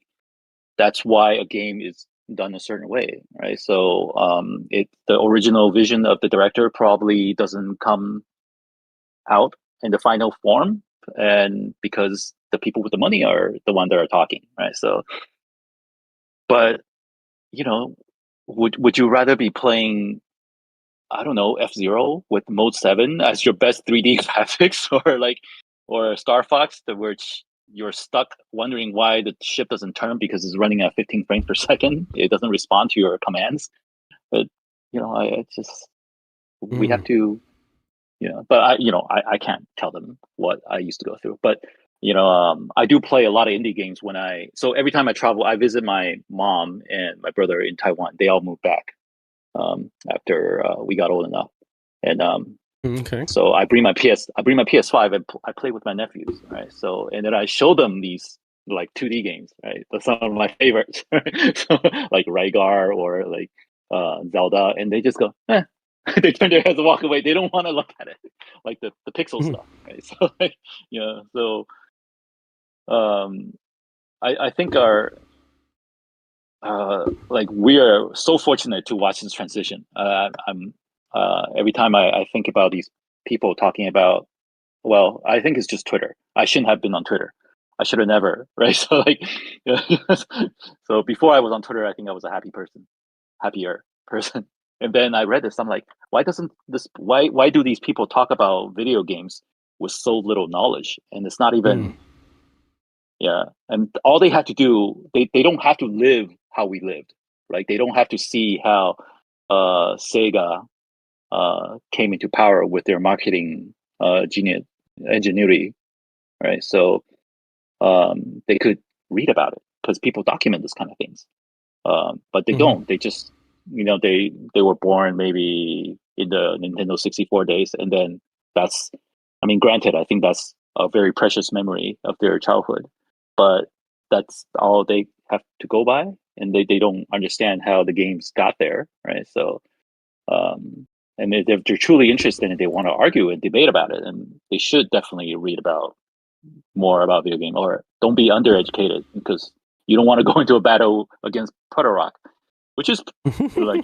without knowing what you know. And I think this is why your Fridays have become like more like a chat with the fans instead of like people trying to debate you. Or I think they understood that they're not going to win this argument. Yeah. I thought you were more than gracious for that 8-hour chat. Everybody, yeah. And I was like, why do you have a problem with the 2-console market? Like, literally, 2-console market is the one that'll benefit both of them, right? So I think the market is only big enough for 2 consoles, honestly, right? Because the history has shown the TurboGrafx got weased out.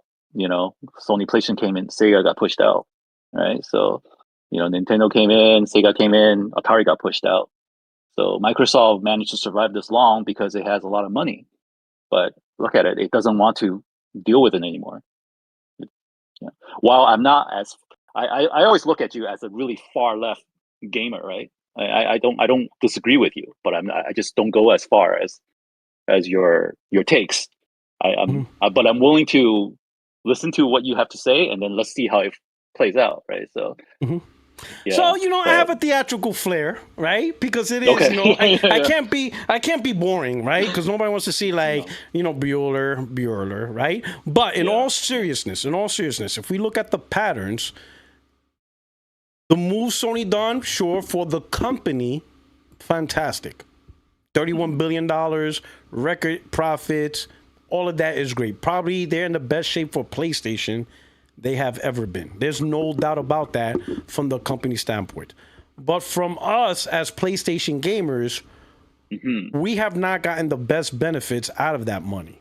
We haven't. No. We haven't. Like people say, oh, the games are great. Well, we always got great games. PlayStation 1 gave us great games. PlayStation 2 gave us great games. 3, 4. So we always got great games, right? But there's little things that this gen happened that is kind of weird given how much money Sony's raking in. For example, it's taking longer for them to release games, despite them making more money. They made billion-dollar purchases, like Bungie, $3.6 billion. We get nothing special out of it. Because if they would have never purchased Bungie, we still would have gotten Marathon. Like, Marathon would still be a thing for us, right? Yeah. They purchased Nixxies. Nixxies don't make PlayStation games. You see what I'm saying? Yeah, I was just listening to that conversation, right? Yeah. And as a former Destiny player, right? So, exactly. So meanwhile, but on the other hand, let's say like Sucker Punch. Sucker Punch, about a few weeks ago, they talked about like an Infamous remaster. And they said, oh, they would love to do that, but they don't have the time. They have to finish Ghost of Yotai. Why didn't Sony put some money into Sucker Punch so they could have 2 development teams? The second development team could have been working on an Infamous remaster or a new IP. Instead of now, because right now, Sucker Punch is doing Ghost of Yotai, which means once they're done, we're not going to see another game from them for another 4 or 5 years. So that's it. This is what we get. We get Yotai. That's it. We're done. Sucker Punch now. It's a cross-gen. Unless they do a small indie or double A title, maybe something they could knock out 2-3 years, which I doubt though. They're most likely going to move on to another big AAA project. They're going to need 5 years, so we'll see Sucker Punch in 2030 after Yotai is done. You see what I'm saying? So they haven't made moves to improve the gaming output and stuff like that. Sure, they have done a good job with second party, Stellar Blade and stuff like that, but they always done that with the other consoles anyway, like Metal Gear Solid 4, Demon Souls, and the original one on PS3. So, Until Dawn, Heavy Rain. So they've done second party deals. So that's normal. Like second party deal is not a new concept for PlayStation or PS5. That's always been a thing for them. Third party deals, whatever. Right. So my thing is this: it's clear that by going into a multi-platform strategy to make that extra money, that extra revenue, right? Fundamentally, and you probably could, in illustration, you probably could understand a little bit, right? If you're asking your developers to start making games for more platforms beyond your own, beyond the one you're used to, or beyond the one that you helped put together, right? And now you're saying, hey, make games for PC, you have to adopt certain methodologies to help that transition easier, right? Because if your boss tells you, hey, your game, you have this budget, it's going to release in 5 years, but make sure that the PC version is ready a year after. Well, during the course of your development, you're already prepping the PC version. You're not going to wait till the last minute for the PC port because you don't want to be like, you don't want to tell your boss, hey, the PC version is not going to make it out by this date because we didn't, it's not going to work. You're going to get fired, So that means you have first-party studios worrying about other platforms. We don't gain anything from that. That's not a plus, And when people say that, well, they're going to make more money, which means you're going to get more games. I don't believe in that statement. I think the PlayStation sales is what's going to determine if we get a new game or not the PC or the Xbox sales. I don't think they're included. I think the other platforms, they only have one purpose: increase profits. Because if a game fails on PlayStation, but then let's say PC makes up for that, I think they consider that a failure. I think the game will live and die on the back of the PlayStation sales. PC is there for residual extra income. It's not there to save any of our games. Our games are not going to be saved by PC. The only, if we expect games and sequels and more games to come, it comes off the back of us. Yeah. It's not going to come off the back of the PC. PC is for the shareholders. PC income with Helldivers Xbox income, MLB The Show, all of that goes straight to the shareholders. It's not being reciprocated back to the budget. In my opinion, the PlayStation console gamers, we're the ones that's going to decide the future of any game. Whatever PC sells, whatever Xbox sells, whatever Nintendo sells, whatever, depending on how they handle their strategy, if it's a game on another platform, that is straight for the shareholders. It is not for the survival of the game. So I don't think a PC game will save any PlayStation game. If a game flops on PlayStation, it's done. It's done. PC can't save it because that money is meant for sustainable profits. That's what it's meant for. So I don't believe PC is going to give us more games. I think PC is going to give more profit. We're the ones that's going to decide the future of gaming. If it's good, if the sales and money is good on PlayStation, they'll greenlight a sequel or a new project. If it's not, it's over. Whatever it does on PC, they're not going to be like, well, we made extra money on PC, so we could, try this. No, I don't think they're going to do that. I think they have this where the other platforms are designed for increased profits for the company. But games will live and die based on PlayStation sales. To me, that's the metric. PlayStation, how it sells will decide the fate of that franchise. If it didn't do good on PlayStation, it's done. They're going to wrap it up, box it up, goodbye, good night. That's just my opinion. Yeah, but from what you said, it kind of led me to think about the flip side of why people think this generation is not great.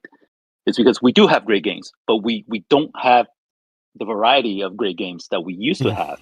Right? We don't have Brave Fencer Musashi. We don't have like I know what you mean. And while those games aren't big sellers, they meant something. Right?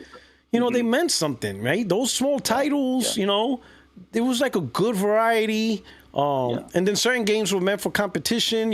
Some games were created you know, for the merit of competition and stuff like that. It's just, you know, so I could like, There's to enough- me, I'm not saying this gen is bad. I think this is a good gen. I think this is a great. I'm not gonna say it's the best gen, but I think this is a good gen. There is a lot of games to play. It's a lot. To me, there's no doubt. And for better or for worse, you don't have an excuse. A lot of games is everywhere. So like whatever device you had, I mean, aside from Nintendo, but if you have a PC, you have a lot of games. You can play a lot of PlayStation, Xbox games. You have Xbox games, you have a lot of Xbox games, Game Pass. If you don't have a lot of money, you know, if you have PlayStation, you have a lot of games. You got PC handhelds. There's just a lot of devices, a lot of content to enjoy gaming. Even if you only have one device, I guarantee that one device has a lot of games for you to play. Right? So in terms of content, I think this is a great gen. I think this is a very great gen. You know, but for me, for like the competition of developers trying to be better than other developers, you know, I don't think you have that this gen. You really don't have that. I remember Splinter Cell versus Metal Gear. We don't even have that anymore. Like that's not even a thing anymore. Remember that, which was the better stealth game? Like we always had which is a better type of game, which is a better JRPG, which is a better Western RPG, which is a better stealth game, Metal Gear, you know. And you had your audiences that competed and talked about it. No, this game is better because it's more realistic. No, this game better because it has a better storyline. It's not boring. We don't have any of that. Like it just doesn't exist. Devs don't take risk anymore because they have to have an answer to the people that give them money, right? So they can't risk anything. Like, so like remember we even had Siphon Filter, like Siphon Filter, like, or so you know, imagine trying to go, I guess, to a shareholder, be like, hey, we gotta have a game better than Clear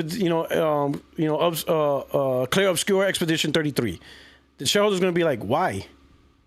Why do we have to like compete with them? Oh, you know, to make a better game, have a better culture, get people excited. No, like talk money. Is your game going to sell or not? You know, like you're right. That would be a challenge. Like, I don't see how a developer can go to a shareholder to say, hey, we can do a better game than Clear Obscure. And they're going to be like, how much did Clear Obscure sold? 3 million. Yeah, we're not worried about that. If that's all it did, we don't care if you can make a better one. Think of something that could sell 10 million. Oh, better yet, make a live service game. Like, oh boy. You know, I mean, look at Warner Brothers. Warner Brothers still, their next superhero game, or apparently their next superhero game, is another live service. Even though the last 2 superhero games flopped. Yeah. Like, what are we doing here? Like, come on. You know? Yeah. I can understand. You know. But you know, like so last part, you know, I'm gonna let you go if somebody else is waiting and stuff. And something more lighthearted, because obviously, like last year, Black Myth Wukong came out, and for me, that's kind of like a big deal because it's the first time I think legitimately Western gamers recognize Chinese developers on a AAA space. Absolutely. And then. And did you see the trailer for Black Myth Zhongkui? Oh, the sequel. Yeah. Oh, yeah. It's supposedly. But they call it a sequel. Is it a sequel? What is it? Because they're saying it's a sequel. It isn't. So you know, it's a superstition. Zhongkui is he's not a conventional looking Chinese person, right? So he has bulky eyes and everything. So his backstory, and I read this. The little I know of him is that, you know, back in the ancient dynasty imperial era, like in order for you to become a scholar, you work for the government, you take exams. I roughly know the exams is basically you just are given a topic and you have to write like a paper.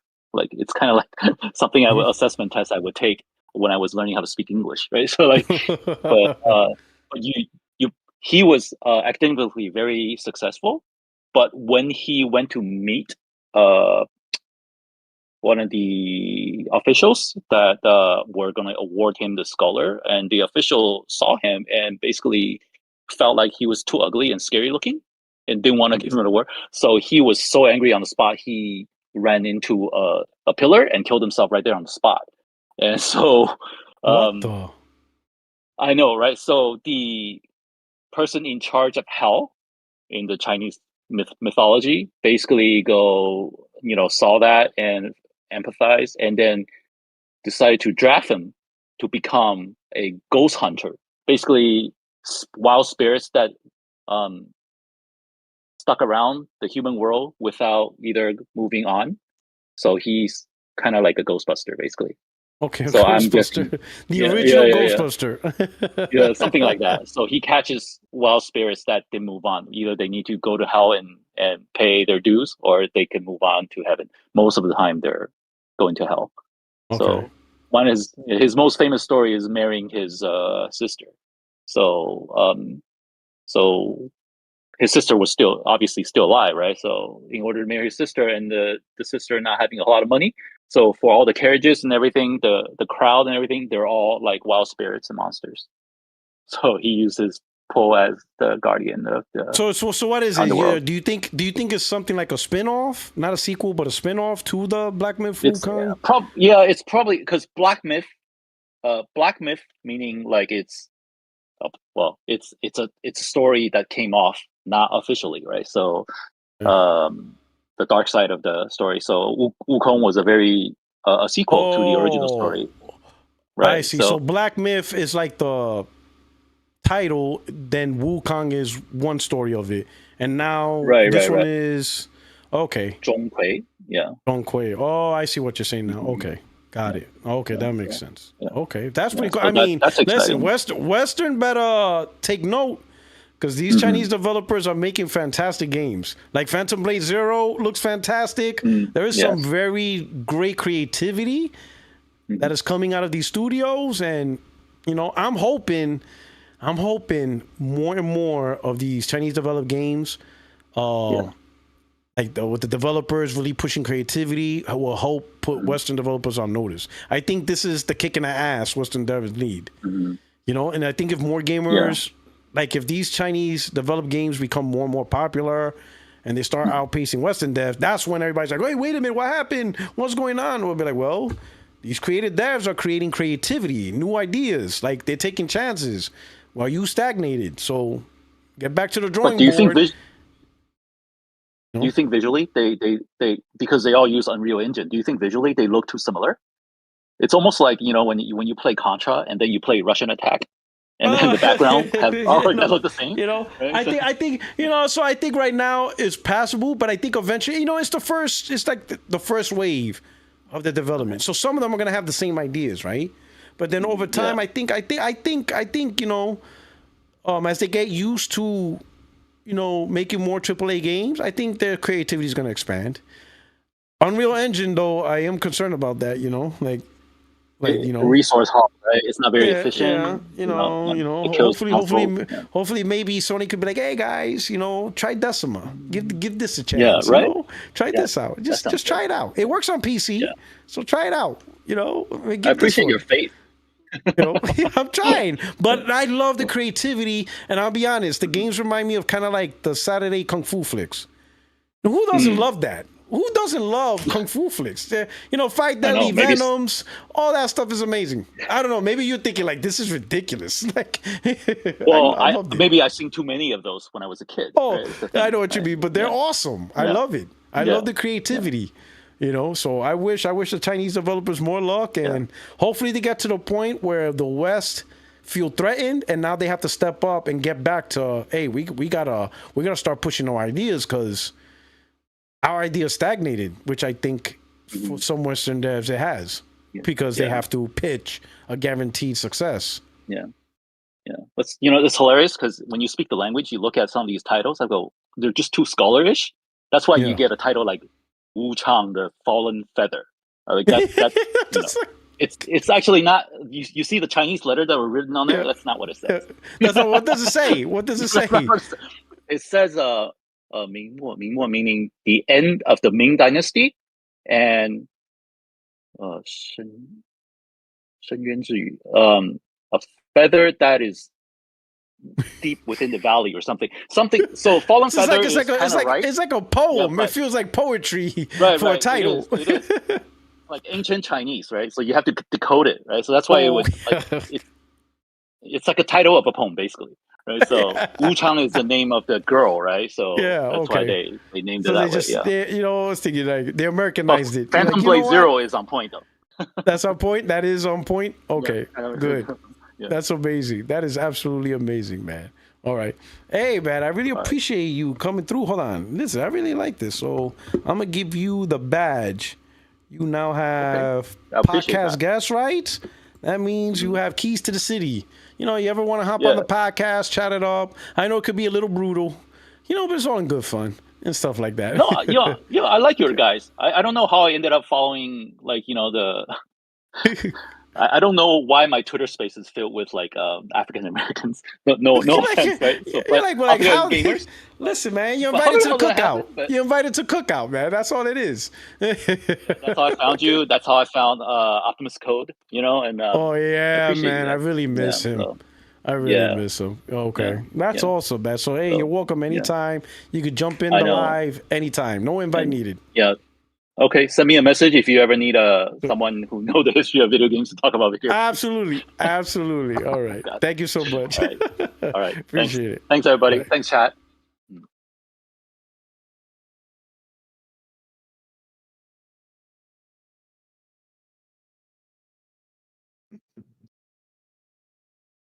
All right. Kenny. Uh-oh. Hey, P-Rock. Oh, snap. We got Kenny Powers up in here. Hey, P-Rock, how's it going? What's going on, Kenny? How you doing? Doing good. I'm playing a little bit of Dune Awakening. A friend of mine I play co-op games with told me that Dune Awakening has a free trial on PC this weekend and told me to check it out, so I'm playing that a little bit. How are you doing? All right, I'm doing good, man. You know, it's Friday. Loving the community here. Hey, don't forget to hit the like button. Truly appreciate it. Thank you so much for rocking out. Hope you're enjoying the Disagreement Day. So what's going on, Kenny? What's up? I wanted to have a funny conversation about how the Xbox ROG Ally is going to be ass water for one set of gamers, and it's going to be something fun for a different set of gamers. So I've been watching some of the coverage at Gamescom with Ally this week, and it got me thinking like how funny it's going to be when, I don't mean to single him out, but like Mr. Boomstick or one of these Xbox content guys is going to get this device in October or November, and they're going to stream themselves playing it. And like the funny shit that's going to happen the first time they play this fucking thing. And like, I'm just imagining Boom turning on a stream and he's like, hey, I can play Steam games on this thing. So he goes into Steam. He's like, oh, Batman Arkham Asylum's on sale for like $2. I'm going to get that. I want to play it and see how it goes. And he buys it, downloads it, installs it, launches the game. And all of a sudden he gets a pop-up window for DirectX 9 files from like 12 years ago. And it's like, okay, wasn't expecting this. And he gets an error message saying, oh, now the DirectX 9 files are not installing because some Microsoft .NET framework is needed from old version of .NET framework. So he gets a pop-up window for that. And then the little white box in that full screen experience shows up with that green bar. And it's just hanging there for like 5-10 minutes. It's not doing anything. And he's waiting for this .NET framework to be done on this Batman Arkham Asylum download so he can play it on his Ally. And he just like rage quits in front of his whole stream. And he's like, F this. And he's like, okay, folks, that's it for the day, but we'll be back tomorrow. And then he comes back the next day. It's like, okay, let's try a newer game. So he goes into the Xbox PC store. He's like, I want to play Stalker 2 on the Xbox PC store. Installs it, opens up Stalker 2. And then what happens? He gets into a shader compilation loading screen for like 5 minutes. Like, what's going on here? Xbox told me that they were going to have a new version of DirectX that was going to do all this shader compilation stuff in the background, and now Stalker 2 is just sitting here, and I'm having to wait for 5 freaking minutes to get my game to load. Like, what's going on here? So he rage quits again. Then day 3 comes. He's like, okay, I'm going to wait for them to fix the shader compilation day 3, stuff. And still no game played. On day 3, still haven't played the game. Yep, so he's like, okay, I'm going to try this one more time. I'm going to go back to playing another old game. I'm going to do let me just think of an example. I'm gonna do Mafia 1 Definitive Edition. So not the OG Mafia 1, but the Definitive Edition remaster. I'm gonna launch that in Steam. He launches it. Doesn't have any issues getting the game to open, but when it does open, it's open in a windowed mode. So he goes into his settings like, okay, last week I'll just put it in full screen mode or Windows borderless or whatever it has to make it full screen. And then he does that, and the game makes his screen go dim and like dark, and like there's all this gamma issue going on because the screen doesn't or the game doesn't recognize the brightness that it's supposed to be at, and it's all like messed up. And he can't, and Boom's sitting there frustrated and can't figure out, well, how do I get my screen to go bright again? It's all dim and the gamma's screwed up. Well, I guess I got to restart the device now and wait like 2 or 3 minutes before I can launch this freaking game again. So that's just how funny this shit is going to be when some of these Xbox console purist guys that have been hyping up this Ally for months, like if they put themselves out there for their audience and show anything about playing old games and some of the weird stuff that can happen, I just think it's going to be hilarious when this thing launches and some of the issues they're going to run into. I mean, I think I think a lot of them realize that it's just a PC gaming handheld. I think they like in the beginning when the first announcement came out with the Xbox ROG Ally, many of them thought that because it's branded Xbox, it would have at least them be able to play their Xbox library of games that they have on the Series X, Series S, and that they'll boot it up, they'll buy it, log on, and boom, they can start downloading the games they purchase, not just the Play Anywhere titles, but their actual Xbox games and play it. And now that they realize, like, wait a minute, I can't do that. So how is this different than the ROG Ally that's there now? How is this different than MSI Claw or the Legion Go? Like all these other PC handhelds that are not Xbox branded, what's the difference? Because all these devices, you could have done Play Anywhere titles. You could have done cloud streaming for your Xbox games. They already had all this stuff. And I think they realize this Xbox branding doesn't really do anything. Like there's no actual tangible improvement, other than the hardware. But the Legion Go is going to get the same processor, so that's going to be improved hardware without the Xbox branding. They just realized this is just a PC handheld. Like the Xbox branding doesn't mean anything. But like you said, there's going to be people, because it's Xbox, they're going to get it, content creators, hardcore, right? Which is funny because they were never really interested in PC handheld before, but now they're going to get it and they're going to welcome to the world of PC gaming. Like it's not Xbox gaming, it's PC gaming. But hey, if you want to call it Xbox gaming, that's actually what Microsoft wants. Microsoft wants everybody to accept that PC gaming is Xbox gaming because it's easier for them to transition out of actual Xbox gaming. If they could replace it, replace the terms and do a marketing spin, it benefits them because it's easier for them to be like, woo, we are done making consoles. We are done selling consoles at a loss. It's just we'll get these guys to buy PC hardwares because we convinced them that, hey, you're buying an Xbox, even though you really bought a PC. And I could see, I could see a world where, like, let's say 2026, 2027, just 2027 for the sake of argument, if Xbox comes out with their Asus partnered Xbox, and it's just an under the TV version of this Xbox Ally, and they've made some software fixes between the Ally and this new under the TV box. I feel like there's a world where they could be so disrespectful to their fans, where they get millions of their fans on the Series S and X to buy this Asus Xbox or whatever it'll be.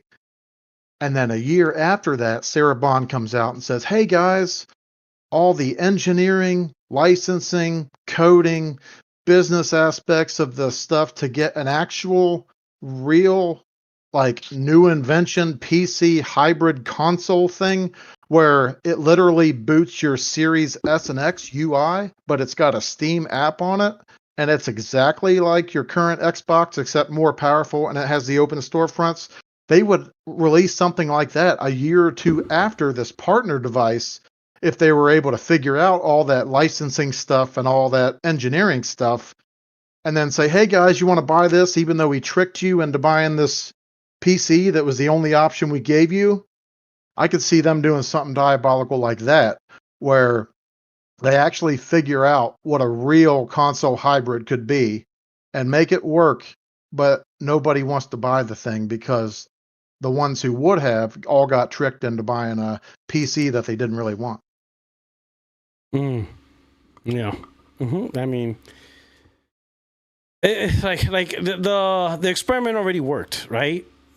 With the Xbox ROG Ally, a lot of people are calling it an Xbox, and I'm like, whatever. That's what it is. But that just tells me Microsoft is able to influence and shape how a product looks. Because I don't know, it's weird.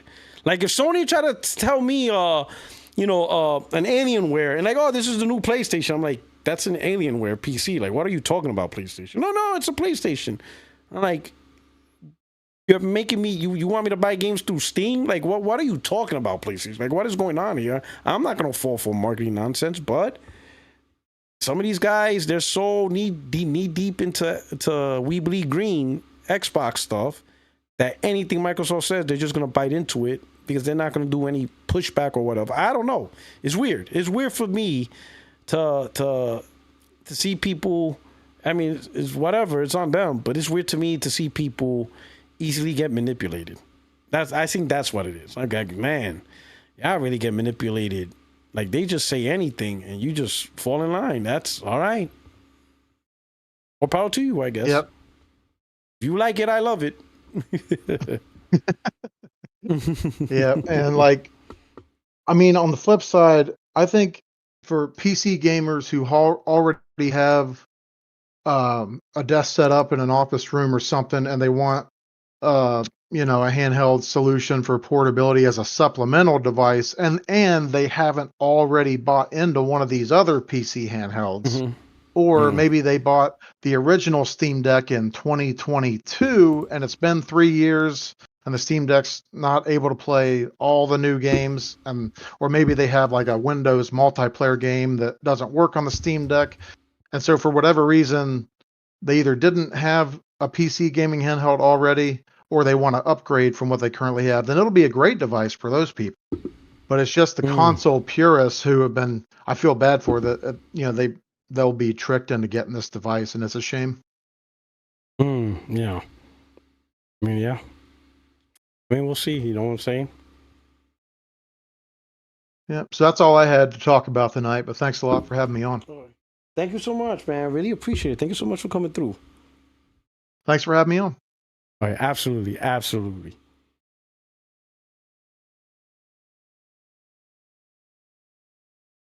Okay, chat, let me do some super chats. Here we go. We got Go Gaming. Everyone is proud of you guys for being strong. Oh, man. And then Donnell Brown.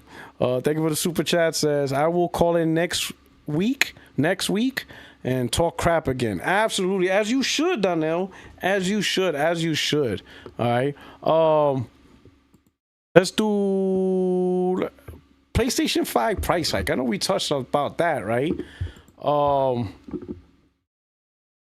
Let's see something. So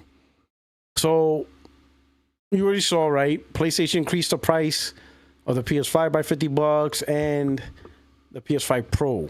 Now, I said, granted, my channel's not that big, so who knows how many people heard me. But especially the PS4 gamers.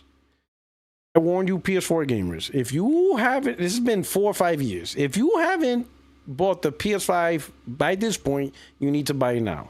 Because the price is going up. You're not going to get a cheaper PS5. And if you didn't do it when they did drop it for like $50 during, the little holiday sale, if you still held the line and still kept your PS4, well, there you go. Life sucks for you. I think some gamers are like, they might as well just wait for the PS6 then. I don't know how y'all going to stay on the PS4 for another 2, 3, 4 years. Maybe you think the console's going to come out in 2027. That's about a 2-year wait. I think it's at least 28, 3 years. And I'm like, what are y'all playing on the PS4? This point. Like all the big blockbuster new games are PS5 current generation only for the platforms, PC, PS5, Xbox Series X. I think Call of Duty's still there. I mean, if you only play Call of Duty, yeah, sure. That's still a PS4 game, right? But I don't think Battlefield 6, that's not a PS4 game. Assassin's Creed Shadows not a PS4 game. Sony stopped making PS4 games.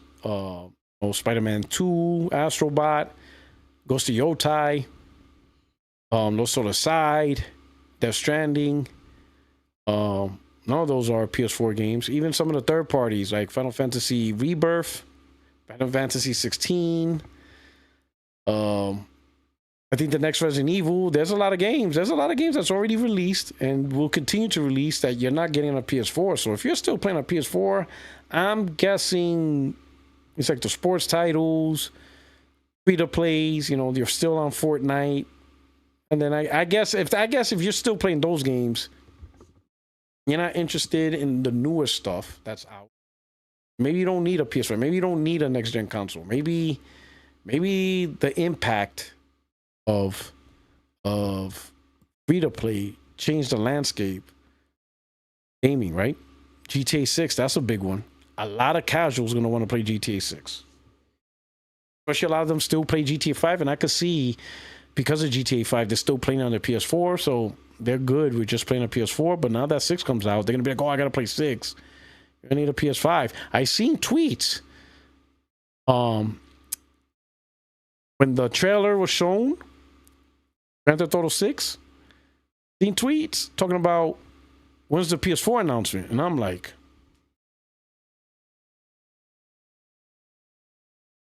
bruh, what do you mean when's the PS4 announcement? Like, what are you talking about? Like, stop. This is not a cross-gen game. Not happening. To buy a current gen console. Your console, listen, I know it may feel like your console is current gen, but it's not. PlayStation 4 is a last gen console. PS5, Xbox Series X and S, those are the current gen consoles. PS4 is not a current gen console. So, man, but this price hike though, like it's crazy how this generation is playing out, where consoles, old consoles, because PS5 is old consoles, 5 years old, right? Old consoles cost more now than when they first launched. That is insane. I get the economics. I get the sustainable profits and all that. It just blows my mind how old hardware, is not getting cheaper. Absolutely insane. This is absolutely insane. Last Door Gamer. Play Anywhere is just another bad marketing scam by Xbox. Better games on any PC device is more accurate. The whole thing is just a waste of... some people confuse... But you know what? It is a bad marketing scam, but it works because of the audience. They don't even understand. Like, real quick, to hit on your super chat. On Twitter, I'm saying, yep, people now realize you can't play your Xbox games, natively. It's just a PC handheld. Xbox was never an Xbox. They're like, oh, I could play, through, Play Anywhere. And I'm like, listen, Play Anywhere is just meant that you also got the PC version as part of your purchase. So with the purchase of one game, you really purchased the Xbox version and you purchased the PC version. And you were already able to play Anywhere titles on the handhelds that are already out. This Xbox ROG is not doing that in a unique way. The MSI Claw does it, the Legion Lenovo Go does it, the Lenovo Legion does it, and the first generation Xbox ROG and ROG Ally X. They all did that already. They already Play Anywhere titles because that's the PC version that you got when you purchased the Xbox version. They just gave you the PC version as part of your purchase. So you got two versions when you purchase it. That's really what Microsoft means by Play Anywhere. So yeah, the marketing works because they think Play Anywhere means you're playing your Xbox game anywhere. Oh, Play Anywhere means that you get two versions with the purchase of one game. You get the PC version and you get the Xbox version as part of your package for purchasing the one game. Yo, like people who play on Xbox don't understand this. At least some don't understand this. Some think it's I also got Xbox on PC. Like, oh my god, I can't with these guys. You know, and I blame the content creators because y'all don't really teach your community shit, bro. They're so ignorant on a lot of this stuff. You don't educate them on a goddamn thing. They just come on Twitter talking, saying stupid shit. That's like, bro, like what are we doing here, man? Like, bro, it's crazy. You know,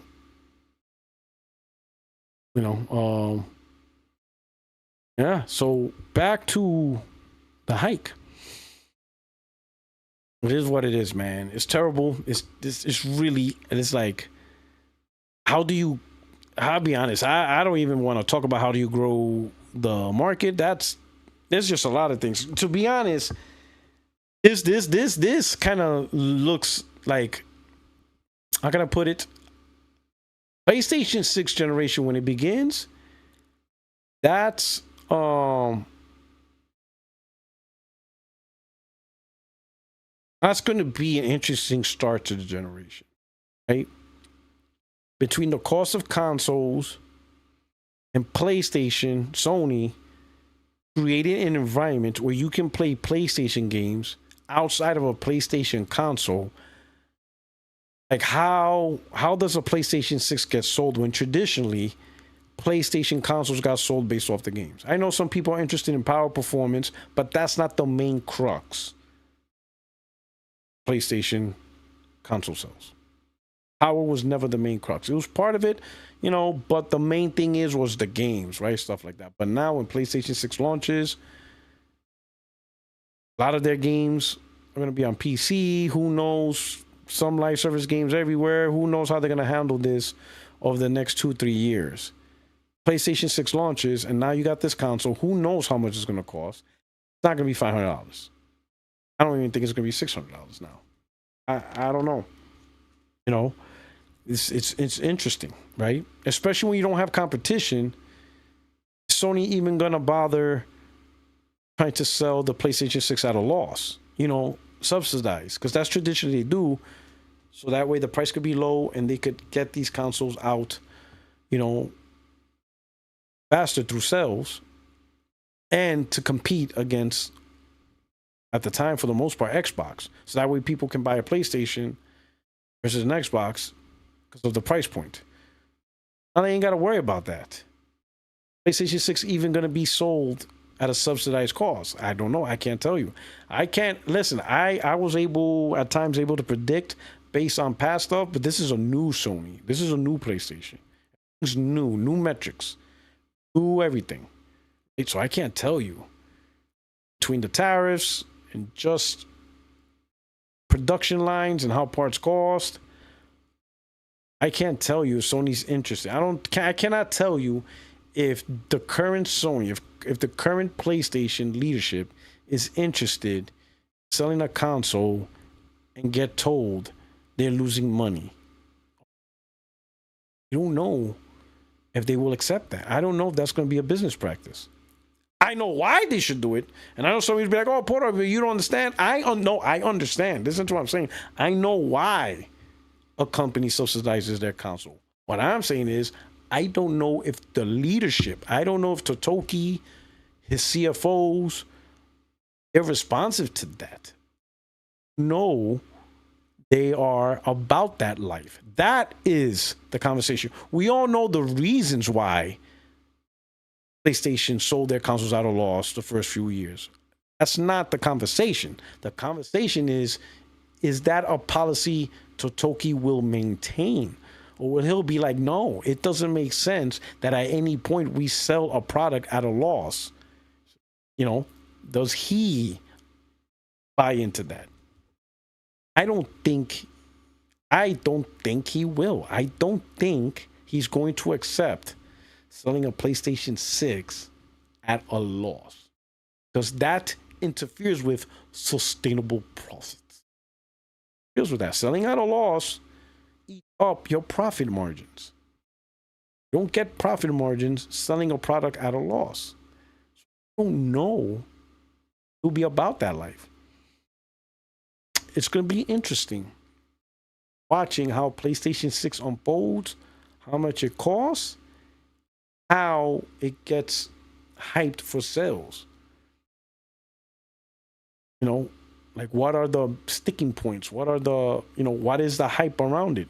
You know, not going to be exclusives.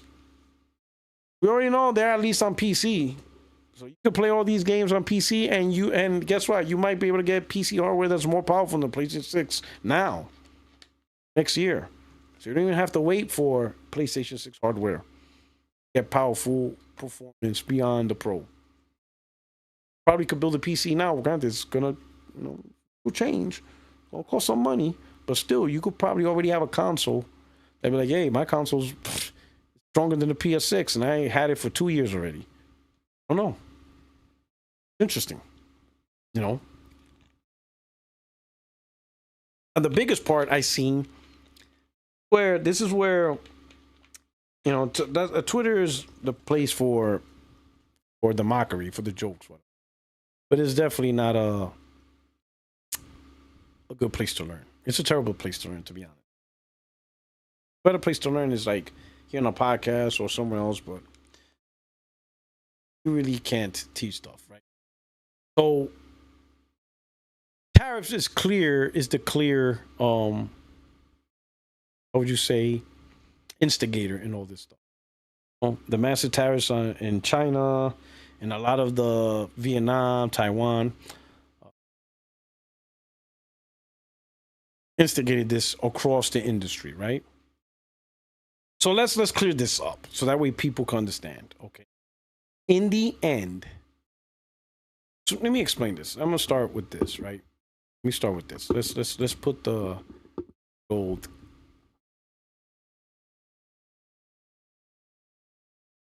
Oh, I got the. Hold on. Let me. A little bit more. Okay. A little bit more. There you go. All right. Hey, we're good. Do I got anybody in the room? Let's go right here. Make sure this looks. Oh wait, I could do this. There we go. Boom. All right. Let me help you out. Because some people get misinformation. There's a lot of nonsense. Mike's cutting out a bit. Is it cracking? Am I cracking? Did it hit that point where I have to restart it? Are we good? I want to make sure before I move on. Maybe I think okay, I think I was too back. My bad. I was too back. This mic is one of those mics where you have to, you know, be on top of the sucker. Pause. All right, let's start with this. All right. Tariffs is what's collected by from the importers, people who import products from another country into the U.S. Customs and borders, right? They're the ones who collect the tariffs. So if you're in America, you know who customs are. In fact, if you're an American and you travel internationally, done international travel, whether it's Dominican Republic or South America or Europe, Asia, whatever, you have a customs forms. Filled it out. And that customs forms, it tells you what you're allowed to bring. Like, let's say you go to France. We'll use that as an example. Come from France and you're allowed 2 bottles of wine and 1 pack of cigarettes. You know, it'll give you a list of what you can bring. But if you bring more than what you're allowed, let's say you bring 5 bottles of French wine instead of 2, you have to declare that. You have to say, hey, I got 5 bottles of French wine. The 2 that you got, you're okay. You're allowed 2. But the 3 that is over, you have to pay what they call duty. Now, some of you traveled. Have you ever heard of that? Duty? You've probably seen it in airports. Duty-free goods. Where if you buy it in the airport, it is duty-free goods. Duty is another word for tariffs. So now you bought these 5 bottles of French wine. They only make in France, whatever. That's why you bought them. You're bringing them back home. You got 5. You declare. They charge you duty for bringing those 3 bottles. That is your import fee. That is your tariff. You pay the tariff. France didn't pay the tariff. You pay the tariff. You're the one bringing it into the States, and customs collecting that tariff from you.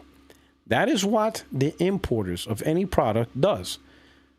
They buy products overseas, bring it to the US, depending on the country, they have to pay the tariff. So I have the calculator. Let's say you're Best Buy and you're going to buy TVs. We'll say TVs for now, right? Make a deal with LG, whoever the hell. Say you buy TVs. We're only going to use one example, one TV. I'm not going to use like 10,000 TVs, right? But just for the sake of one, let's say Best Buy says, oh, we're going to buy this 4K OLED TV. Between the shipping from China to here, the whole thing costs $1,000. Okay.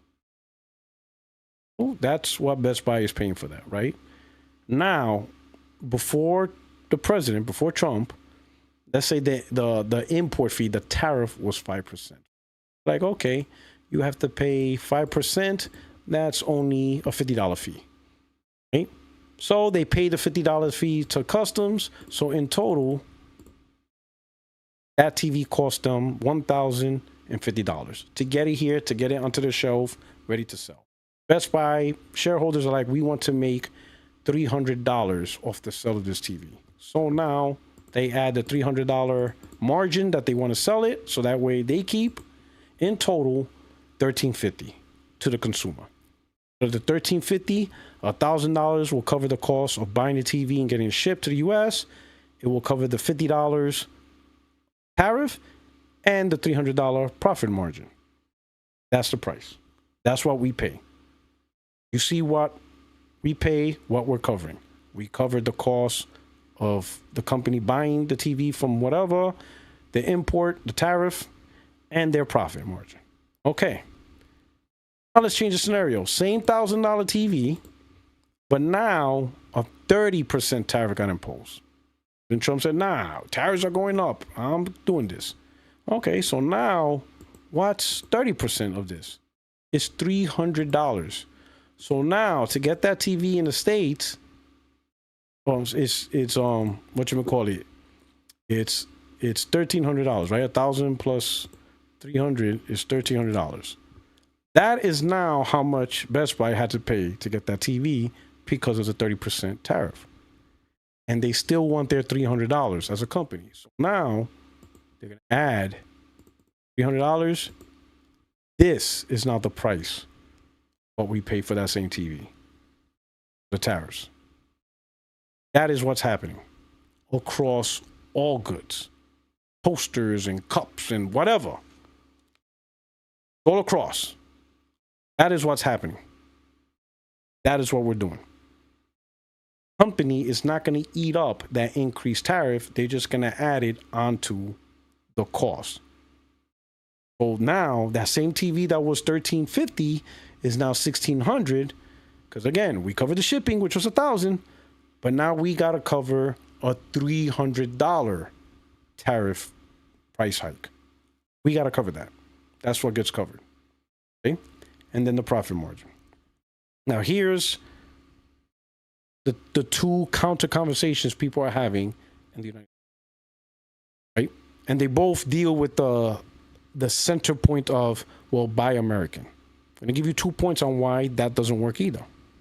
The assumption is you buy American, an American-made product, it avoids the tariffs. That is true.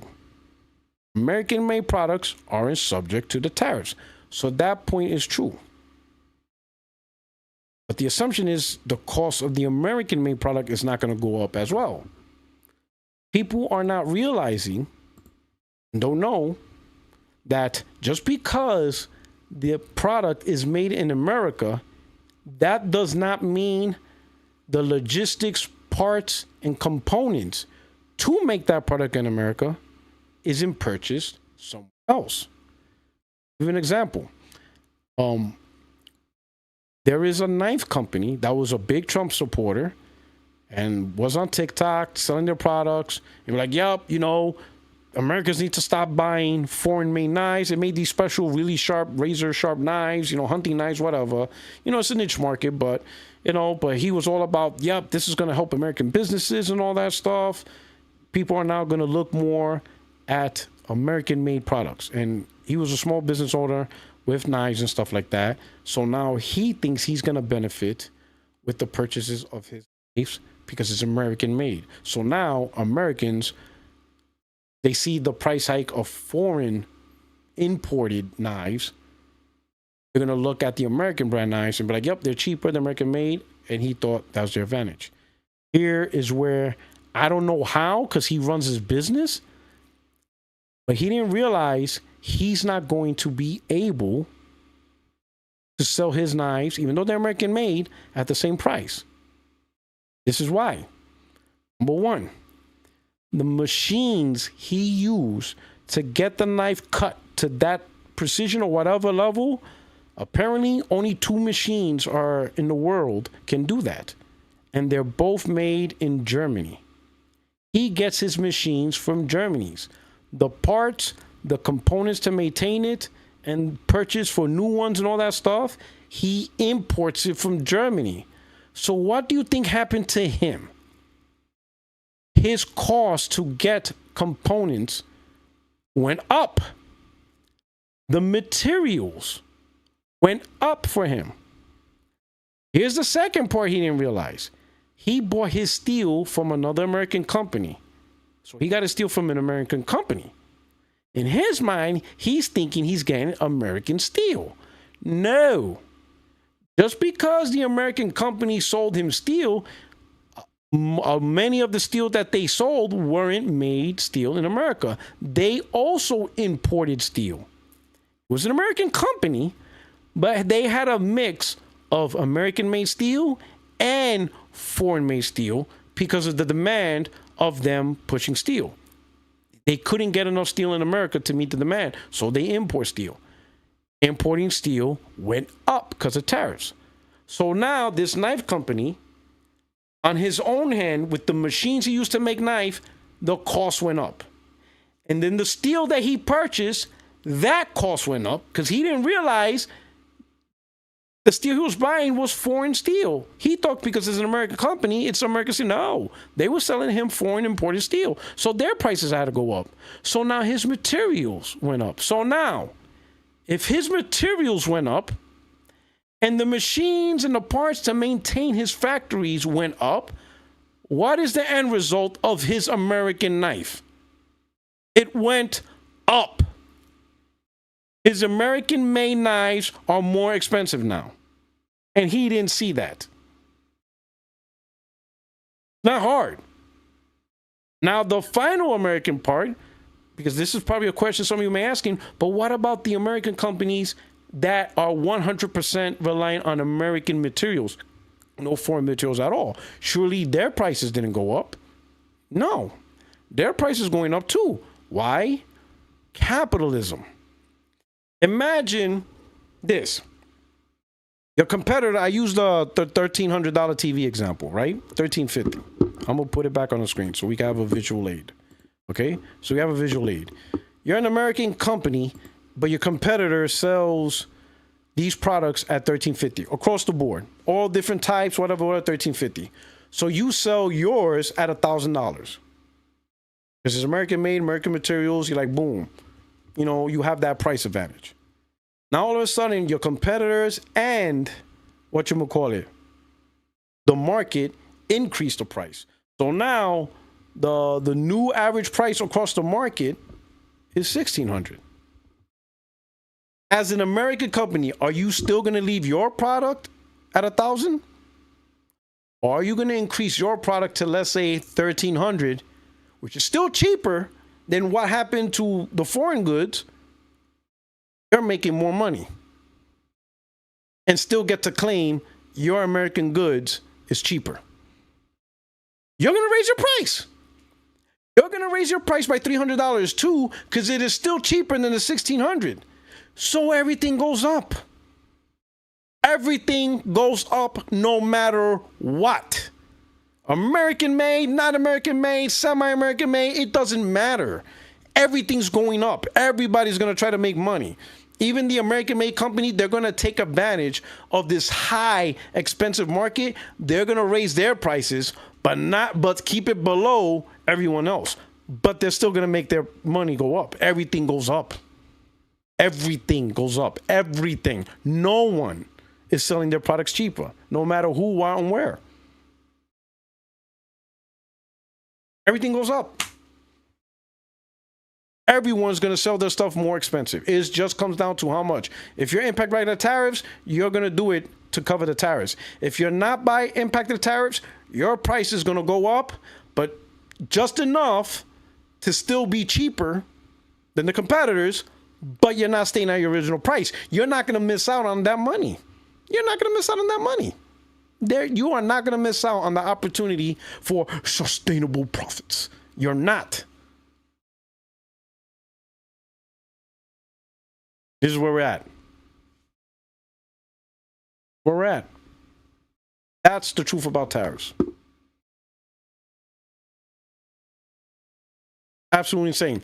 Recently, the deal was with Japan where United States raised their tariffs to 15%, but they got Japan for 0% tariffs. And people here in the United States celebrating. Well, at least, the conservatives that voted for Trump, they're celebrating. And I'm like, do you not understand what that means? That means when a Japanese product gets sold, when it gets imported to the United States, there's a 15% tariff on that good, which was, I think, originally 3%, 4%. There was, like, the tariffs on the U.S. on Japanese goods wasn't high. Now it's 15%. That means Japanese products became more expensive for us. The 0% tariff is for the Japanese people. Their products didn't get more expensive. In fact, there's no fee at all. So they're going to get American goods at no extra cost. How is that a benefit to us? Sure, it's a benefit to the American company. Maybe if you're a shareholder, yeah, it's good for you. But 99% of America get no benefit this. So Japan, they get 0 tariffs on American goods. They're not paying extra. Us, we have to pay 15% extra. What the hell is going on here?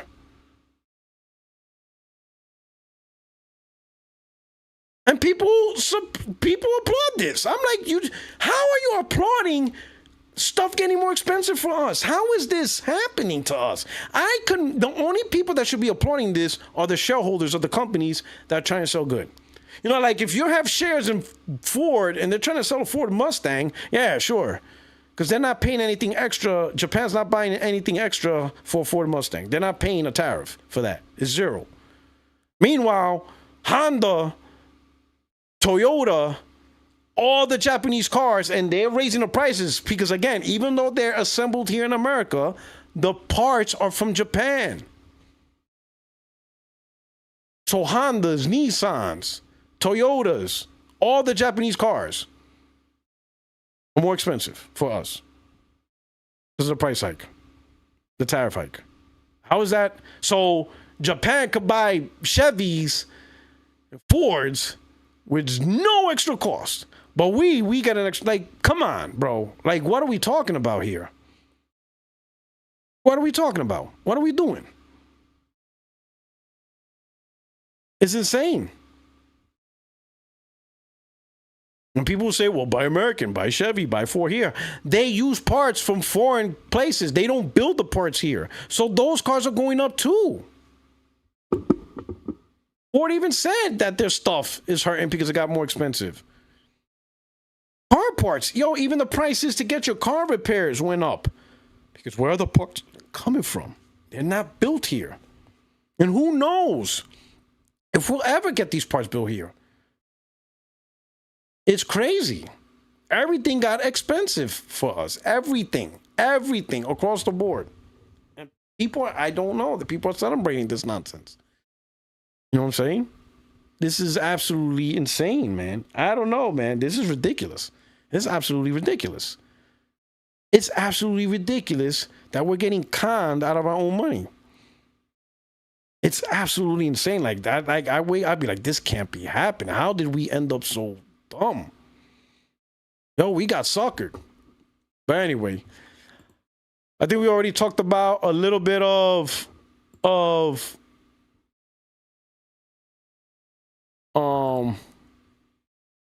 ROG Ally Disappoints. They realize it's just a PC handheld. Xbox content creators, they're gonna ride hard on it. They bleed green. They simply will not tell the community, like, all right, guys, listen, I got the Xbox ROG Ally and it's just a PC handheld. You're not gonna be able to play your Xbox games as we thought we'd, the bullshit, they were lying. They're not gonna say, PUERTOROCK was right. He warned us. No, they're gonna cap. They're gonna make up something. They're gonna be like, oh man, I could play these play anywhere titles is so great. Like, bro, you could have done that already. You could have talked about that for the longest. You could have been on PC handheld if you're really interesting. This is going to flop. It's just going to flop. Plain and simple. It's a PC handheld. If it would have played your Xbox games that you purchase, because it has a native OS that runs Xbox Series X consoles in it or something, that would be the win. That was what people were arguing, and they're being disingenuous on Twitter now. Now they act like they never said that. Oh, PUERTOROCK, we didn't say that. We meant cloud. Like, shut up, bro. I'm so sick of y'all guys. Y'all guys don't admit to nothing, bro. You think this whole time with the Xbox ROG Ally, the conversation was on remote play? Nobody was talking about that because remote play was already available on all the other handhelds. That was not the combo. The combo was native. You bought an Xbox Series X game, all the digital games you have on the Xbox Series X, Series S, that's playable. All of it. On your ROG Ally, because it's an Xbox. It's like your Series X, but portable. Now they move the goalposts, making up stuff. Oh no, remote play. I'm like, get out of here. Y'all were not talking remote play. Y'all were not talking about that. Y'all thought by having the name Xbox on the device, it actually meant Xbox. And now y'all realize it's not an Xbox, so deal with it. Just suck it up. Just admit Microsoft misled you guys. Just admit it, bro. Like, for once, bro. Stop being a bunch of pussies for once. Like, God, y'all a bunch of pussies. For real, bro. I'm so scared to upset the weak-minded. And I'm sorry for cursing, but I can't think of another word other than pussy. A bunch of... I'm going to stop saying it, but they act like a bunch of peas, bro. Like, cut it out. Just man the hell up and admit it. Just admit that Microsoft misled y'all. Y'all thought it was going to be something. It's not. It doesn't even have... Like, the purpose of having Xbox on it is even... There's not even a point to it. Like, well, who even cares of the word Xbox on it? Like, what's it even for? Bunch of pussies, bro. Motherfuckers won't say shit, but then they have the nerve to tell us we won't call out or congratulate us when we do. Man, work on your own shit. Y'all guys won't do shit on your side of the house. You won't say a goddamn thing. Even when they obviously jerked and misled you, y'all ain't gonna say nothing. Y'all somehow gonna turn it around back on PlayStation when your own company jerked y'all. They jerked you. They misled you. They thought you were getting some type of Xbox. Y'all ain't get shit. You ain't get shit. Y'all got a sticker and colorful buttons. That's all you get. You ain't got shit. Yo, for real, you ain't got shit. Y'all ain't got nothing. Right? Y'all got nothing. Hey, get out of here. You got jerked. That's what y'all got. Y'all got a spoonful of jerk. Like, stop lying, man. Like, man the hell up. Bunch of cowards, bro. Never seen a pack of cowards in my life. Bro, they won't call out nothing. They won't call out nothing, bro. They won't say shit. They're just going to sit there and take it. They're going to take it. Thank you, sir. May I have another? Bunch of peas, bro. Like, god damn, bro. Stand up for yourselves. You got suckered. Just tell Microsoft, be like, yo, you suckered us. You misled us. False advertisement. You said some BS. This is nothing but a PC handheld. Nothing to do with Xbox. This ain't no damn Xbox. Cut it out. And then tell them to stop doing that nonsense. To be more upfront and be more honest on their products. But y'all won't. Y'all just gonna let them lie and make up stuff. I mean, y'all let her do it anyway. So it is what it is. Bunch of pussies. I'm sorry. Sorry for cursing. You can mute it out. I know some of you have children. I'm sorry, but it's what it is. What it is, man. Yo, it's crazy. It's crazy. Glassdoor Gamer with the super chat. Check out the 3DO video I tweeted earlier. Still relevant to our discussion about the price and exclusive plus OEM software we're talking about in 2025. Hold on. Let me see. Let me see if I can present to the Zoto audience.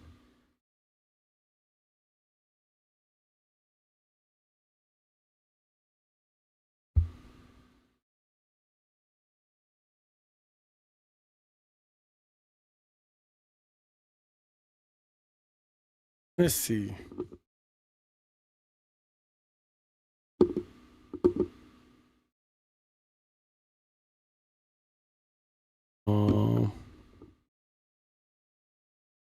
Okay, boom. Yeah, let's put it on. Let's put it on for the community.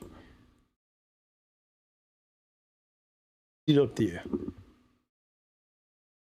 The whole video? However, the system's $699 price tag proved to be a major obstacle.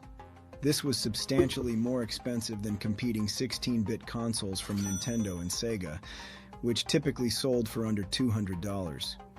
The high price was a direct result of 3DO's business model, since manufacturers had to make a profit on hardware rather than software. They couldn't afford to sell consoles at a loss like their competitors did. During this period, additional manufacturers entered the market with their own licensed 3DO models. Gold Star, now LG, released the GDO101M, while Sanyo introduced the TRY specifically for the Japanese market. Creative Labs even developed a 3DO blaster card that allowed PCs to play 3DO games.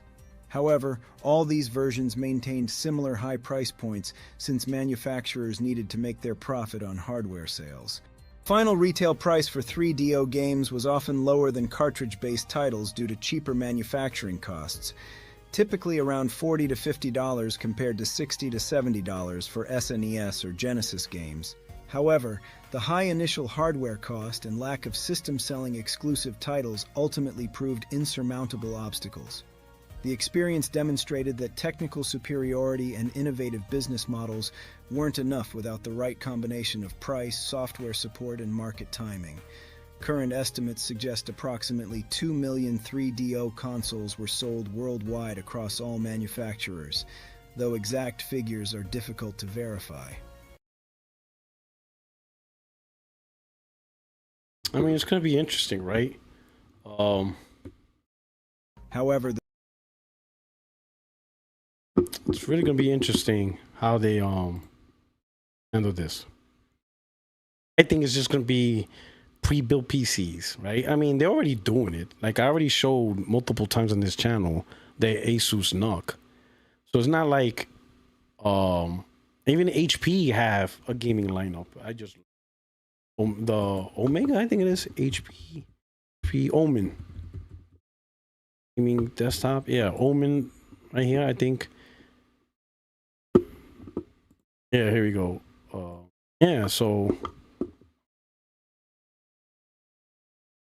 right, so there's already gaming PCs. I don't know if they have modular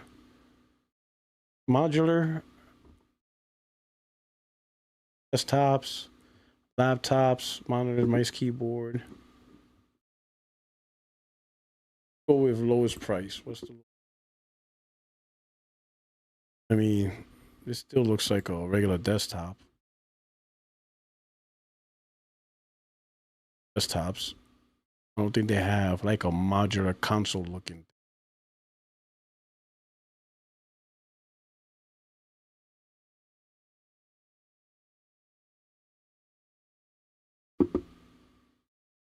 Laptop line.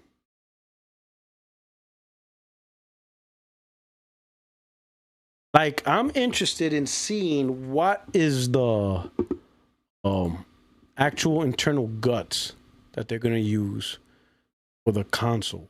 And the reason why I'm saying that is it going to be PC centric or is it going to be laptop centric? Because there is a difference. Like a 4070 laptop is different than an actual 4070 GPU. I mean, hell, the PC gamers told me that.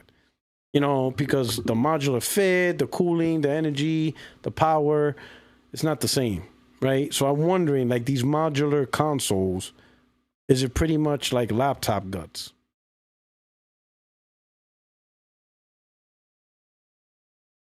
I already showed the NUC. I know Asus, they make the NUC, so I already showed that. I was just wondering if HP, thank you, Jono, but I was just wondering if HP had like their own modular brand.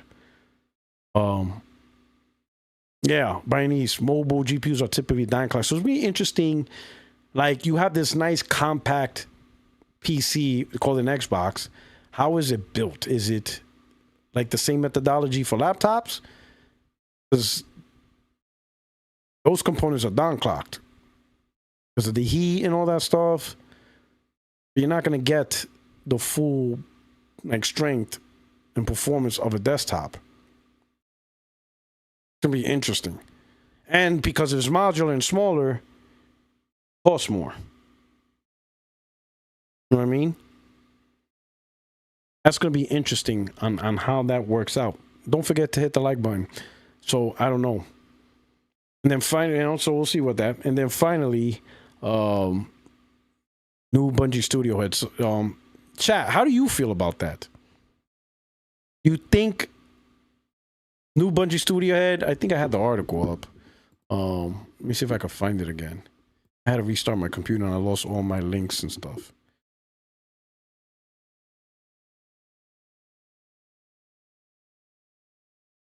Do want to talk about this, but how do you feel about I can't even find it now. A homeboy being replaced. Excited?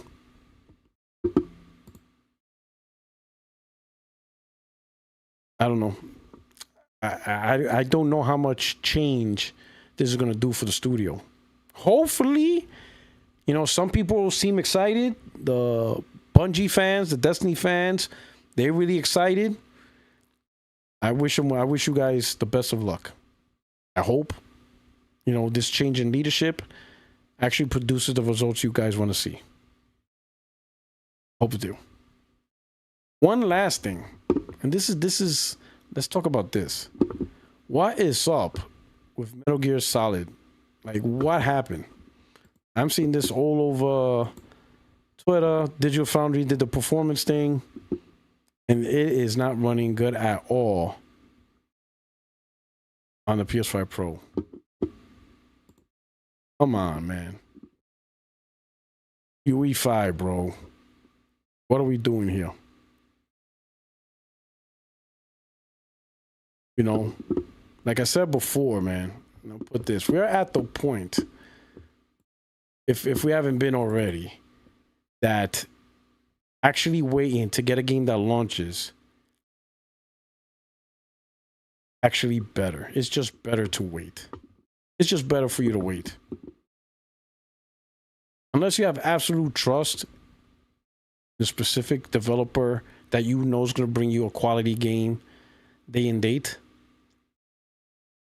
Some of these developers like, yeah, you're not getting $70.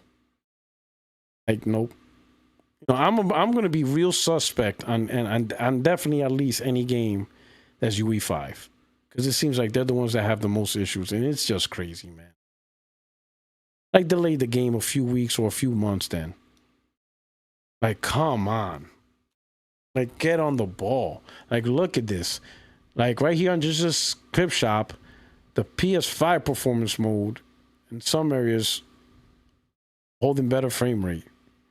Like, that shouldn't happen, bro. Like, this is the optimization and stuff like that.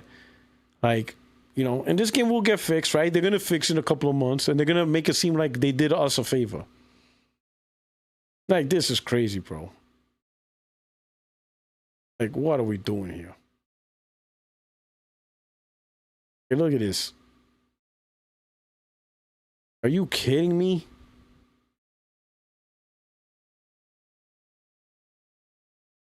Like, oops.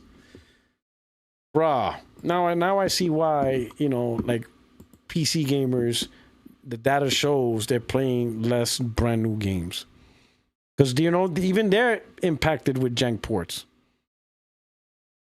Like, this is also impacting their stuff, and I would say it's even worse for them because their hardware is more expensive, so the standards is higher for them. You ain't gonna buy a $2,000 PC or $2,500 PC and put up with any bullshit, right? You're not gonna put up with, jank ports or issues on a $2,500 gaming platform. The standards are higher than the console shit, so they're even more pissed off. This shit is jank, bro. Like, I get it. I get why some people, little by little, are done buying games day and date. I get it. You buy the game day and date for $70, and then it gets fixed 6 months after you beat it, right? 6 months later, they patch it with all the bells and whistles, and the game costs $40. So now a person buys that $40 with all the bells and whistles that you didn't get at $70.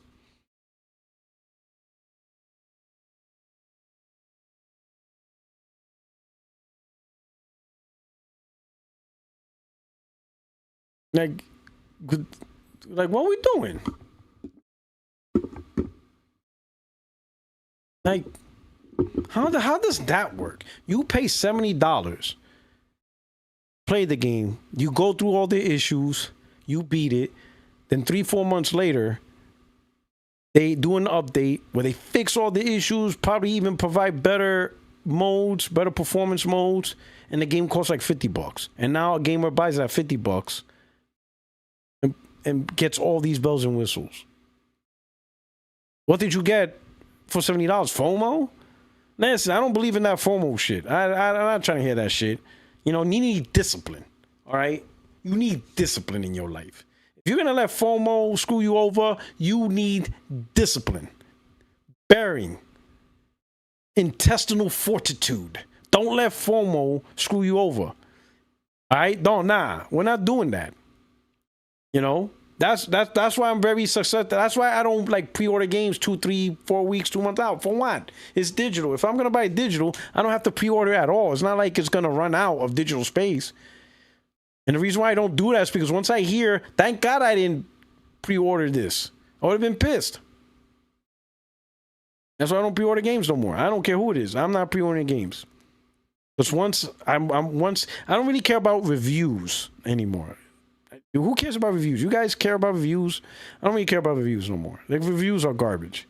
It's absolutely useless. I don't care to care about that. I know we talk about meta, I think that's just me being used to the conversation, but I don't really give a shit about Metascore. Like to me, it hasn't been relevant. It's just relevant to the conversation, but me, reviews suck. It's just garbage. Reviews have been garbage, right? So what I look at is just multiple videos of performance and stuff like that. That's what I care. If I'm interested in a game, I just want to know that it's a good release game. That's why I don't pre-order games. Because if I know it needs to be updated with patches, then I'm just gonna wait for them to update the patches and then I'll get it. I'll still play the game. Like, I'm gonna still play Metal Gear Solid Delta. I love Metal Gear, but nah, you're gonna have to fix this. I'm gonna have to update this. When I'm confident the game has been properly updated and running good, then I'll buy it. I'm not getting this stable $70 for jank optimization. No jank. We don't got time for the jank. I don't got time for the jank, and I'm not doing the FOMO.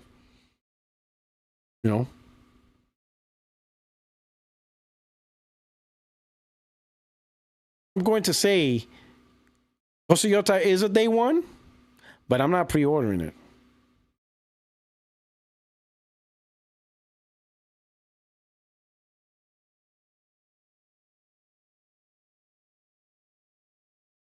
I'm not pre-ordering it. I'm just, I intend to buy Ghost of Yotei. And like, as long as no weird shit happens, it will get bought.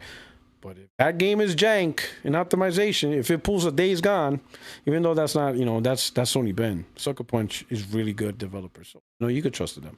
I'm not even doing it for Grand Theft Auto 6. I'm not pre-ordering that. Oh, if there's some jank, it's gonna be on the waiting block. No jank. I'm done with the jank. I'm done with the jank. It's tiring, bro. Ordo P23, thank you for the super chat. I don't look at reviews because people say reviews are bought by publishers.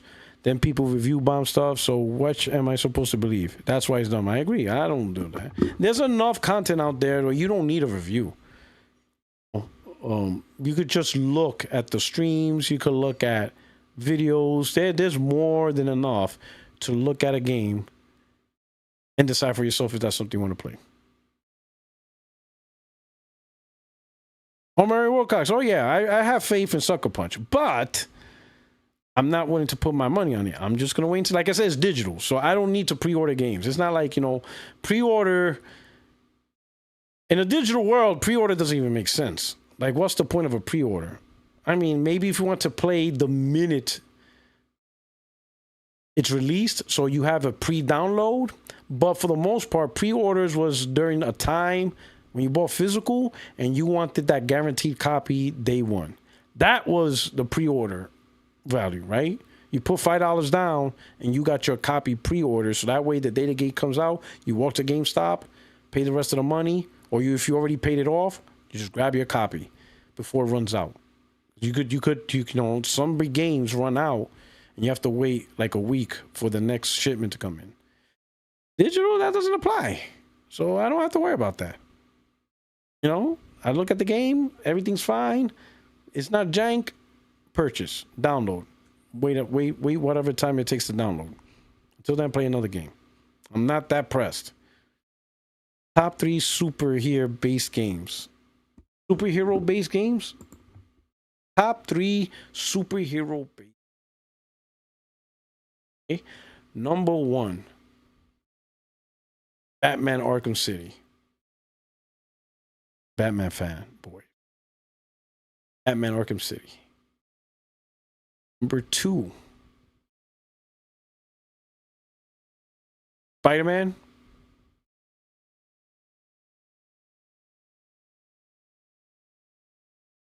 Then number 3.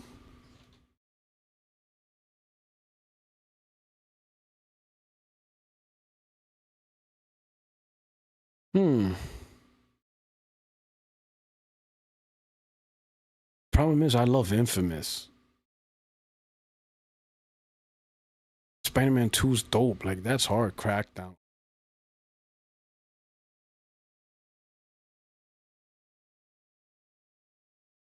You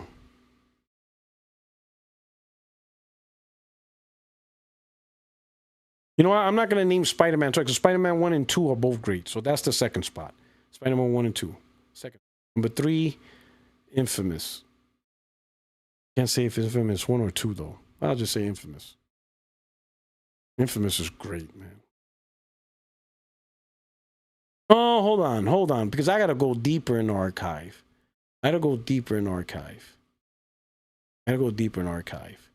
No, all right. No, hold on. I gotta recap because I'm much as I love Infamous, Batman Arkham City, voted. Spider-Man, obviously, but this is me. Genesis, X-Men. Oh man, I love that game. Oh my god, love X-Men on the Genesis. That game is goated. On the Genesis, I still have memories of that. I would love to play that game again. X-Men on the Genesis. Remember the commercials on that one. If I could find a commercial. Remember your Sega, Genesis.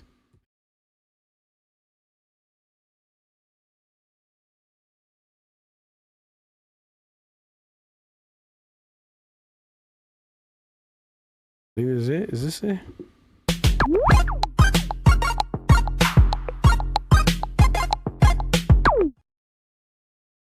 Hear the sound. Yep. This is it. Hold on. Yeah. Put it on the screen.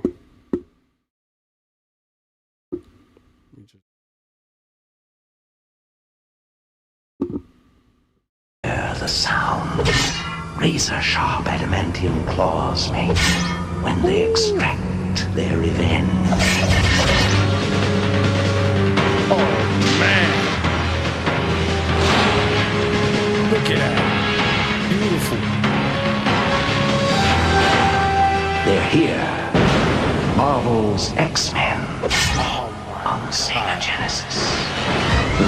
System to game sold separately. My God, can you feel the impact? Did you feel the impact of that commercial? Let's run this back.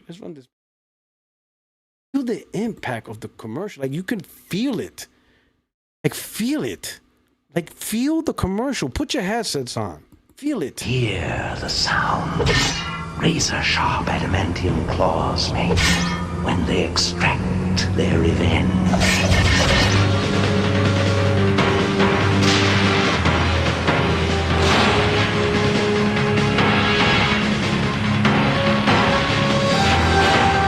They're here.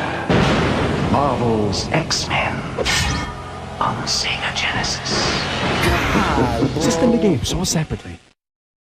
Bro, like, come on. Like, bro, you felt that? Oh, man. Feeling. Oh, my God, bro. When I saw that commercial, boy. Oh, it was a dream come true, man. It was a dream come true seeing that. Go ahead and send that especially around the time of the X-Men cartoon. Oh, my God. My Lord, my Lord, my Lord. Oh, I'm hyped now. I don't know why. I'm hyped now. Like, I'm hyped for Insomniac's future. 90s marketing was crazy. The best. 90s marketing cannot be beat, man. God, they knew how to market something in the 90s, boy. Speaking of something, I'm hyped. Hold on. Oh, I'm hyped about this. I'm hyped. It's about time. Listen, I been thinking about this.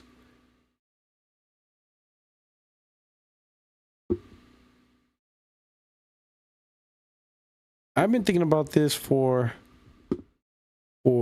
I've been thinking about a game like this for like ever, and I always wondered how come they don't make this game. And it's like, let's go watch this together. Like, come on, let's watch this together. Like, how?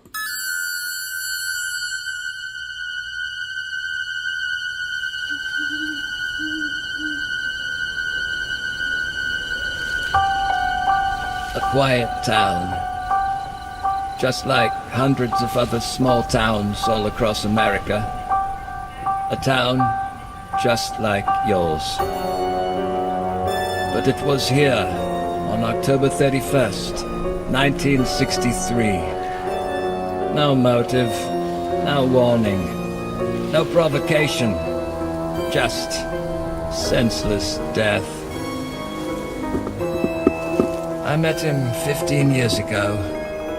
I thought there was hope, that he could be reached. But what I met was not a child. No emotion. Perhaps not even human.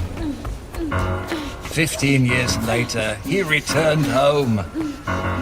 But what happened that night was only the beginning. It wasn't just a killing spree. It was a reckoning. Whoa, calm down. He was going to reach it. Come on, we have to go. No. You can't stop him. You can't reason with him. You can't kill the boogeyman. Oh my God, bro! Finally, like, bro, I've been waiting for this single player.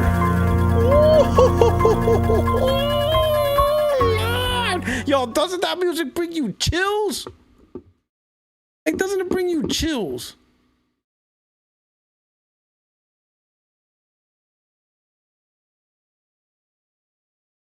Come on. Look at this.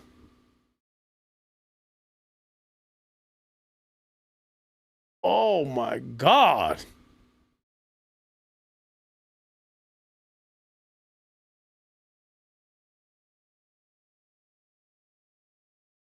Oh, that's right, Hellraiser. Also, bro, we are eating. We are eating. Oh, we're gonna feast. We're gonna feast. Let me put that out.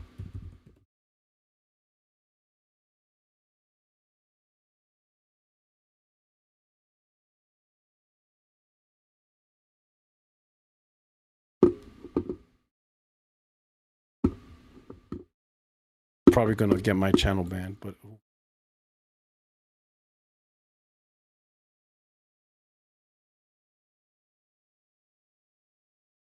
we're just gonna eat.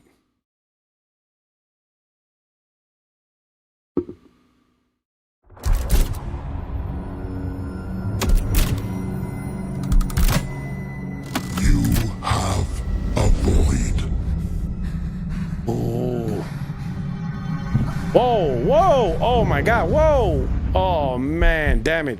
A desirous, gaping heart. Shit. Hold on, I forgot. Damn it. Damn it, I forgot. This is 18. Damn it, Brian East. Damn it. Oh man. Damn it. Gotta flag this for 18. Welp.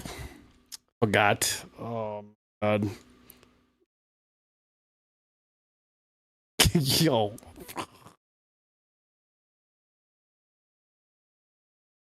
Woo! Forgot. Damn it. Yep.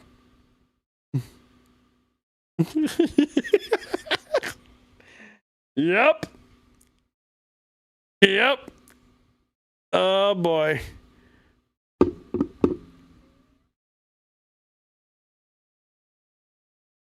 Yep. Gotta make sure I hit the right now. I gotta make sure I gotta put all the warning notes and all that stuff. Here we go. Oh yeah.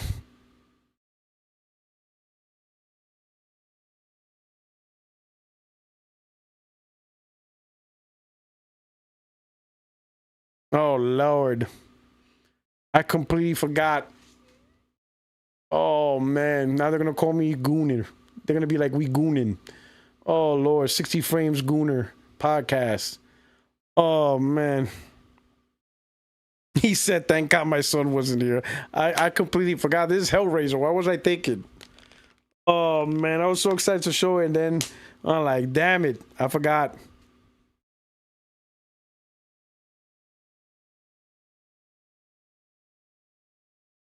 Yeah, so let's see.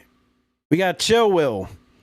Hype for those. I thought they were more Friday the 13th and Texas Chainsaw games till I saw single play. Yeah, at first I thought it was gonna be, the Dead by Daylight Friday the 13th train. No, this has a single player thing. We out here gooning now. Oh man. Yeah. So about that. But it looks dope. I'll post it on my Twitter timeline instead. You can at least hit the like button before they close my channel down. At least do that for me. Yeah. Right. But you know what? Absolute cinema. Absolute cinema. Can't wait for Hellraiser. Can't wait for Friday the 13th single player. It's crazy. It's good for horror fans. It's about time, man. It's about time. Like, I get the whole Friday the 13th Dead by Daylight craze. It's cool. But I'm like, man, somebody do something single player. Give us that nice, good story. Give us that fright. I'm going to wear the headsets. I'm going to shut down the room. All is going to be fantastic.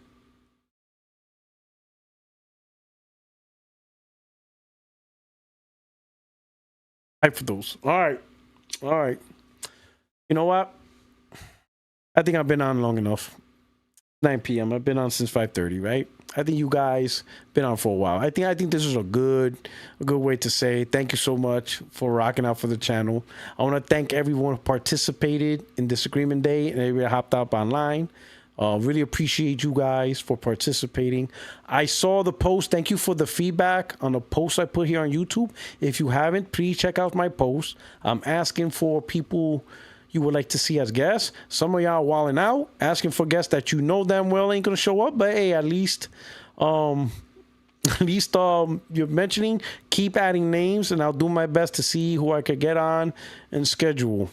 He was getting choked, and I just rewatched it. Oh my God, Aaron. Like, listen, yeah. Thank you so much, man. I really appreciate you guys. You guys have a great weekend and enjoy all these games.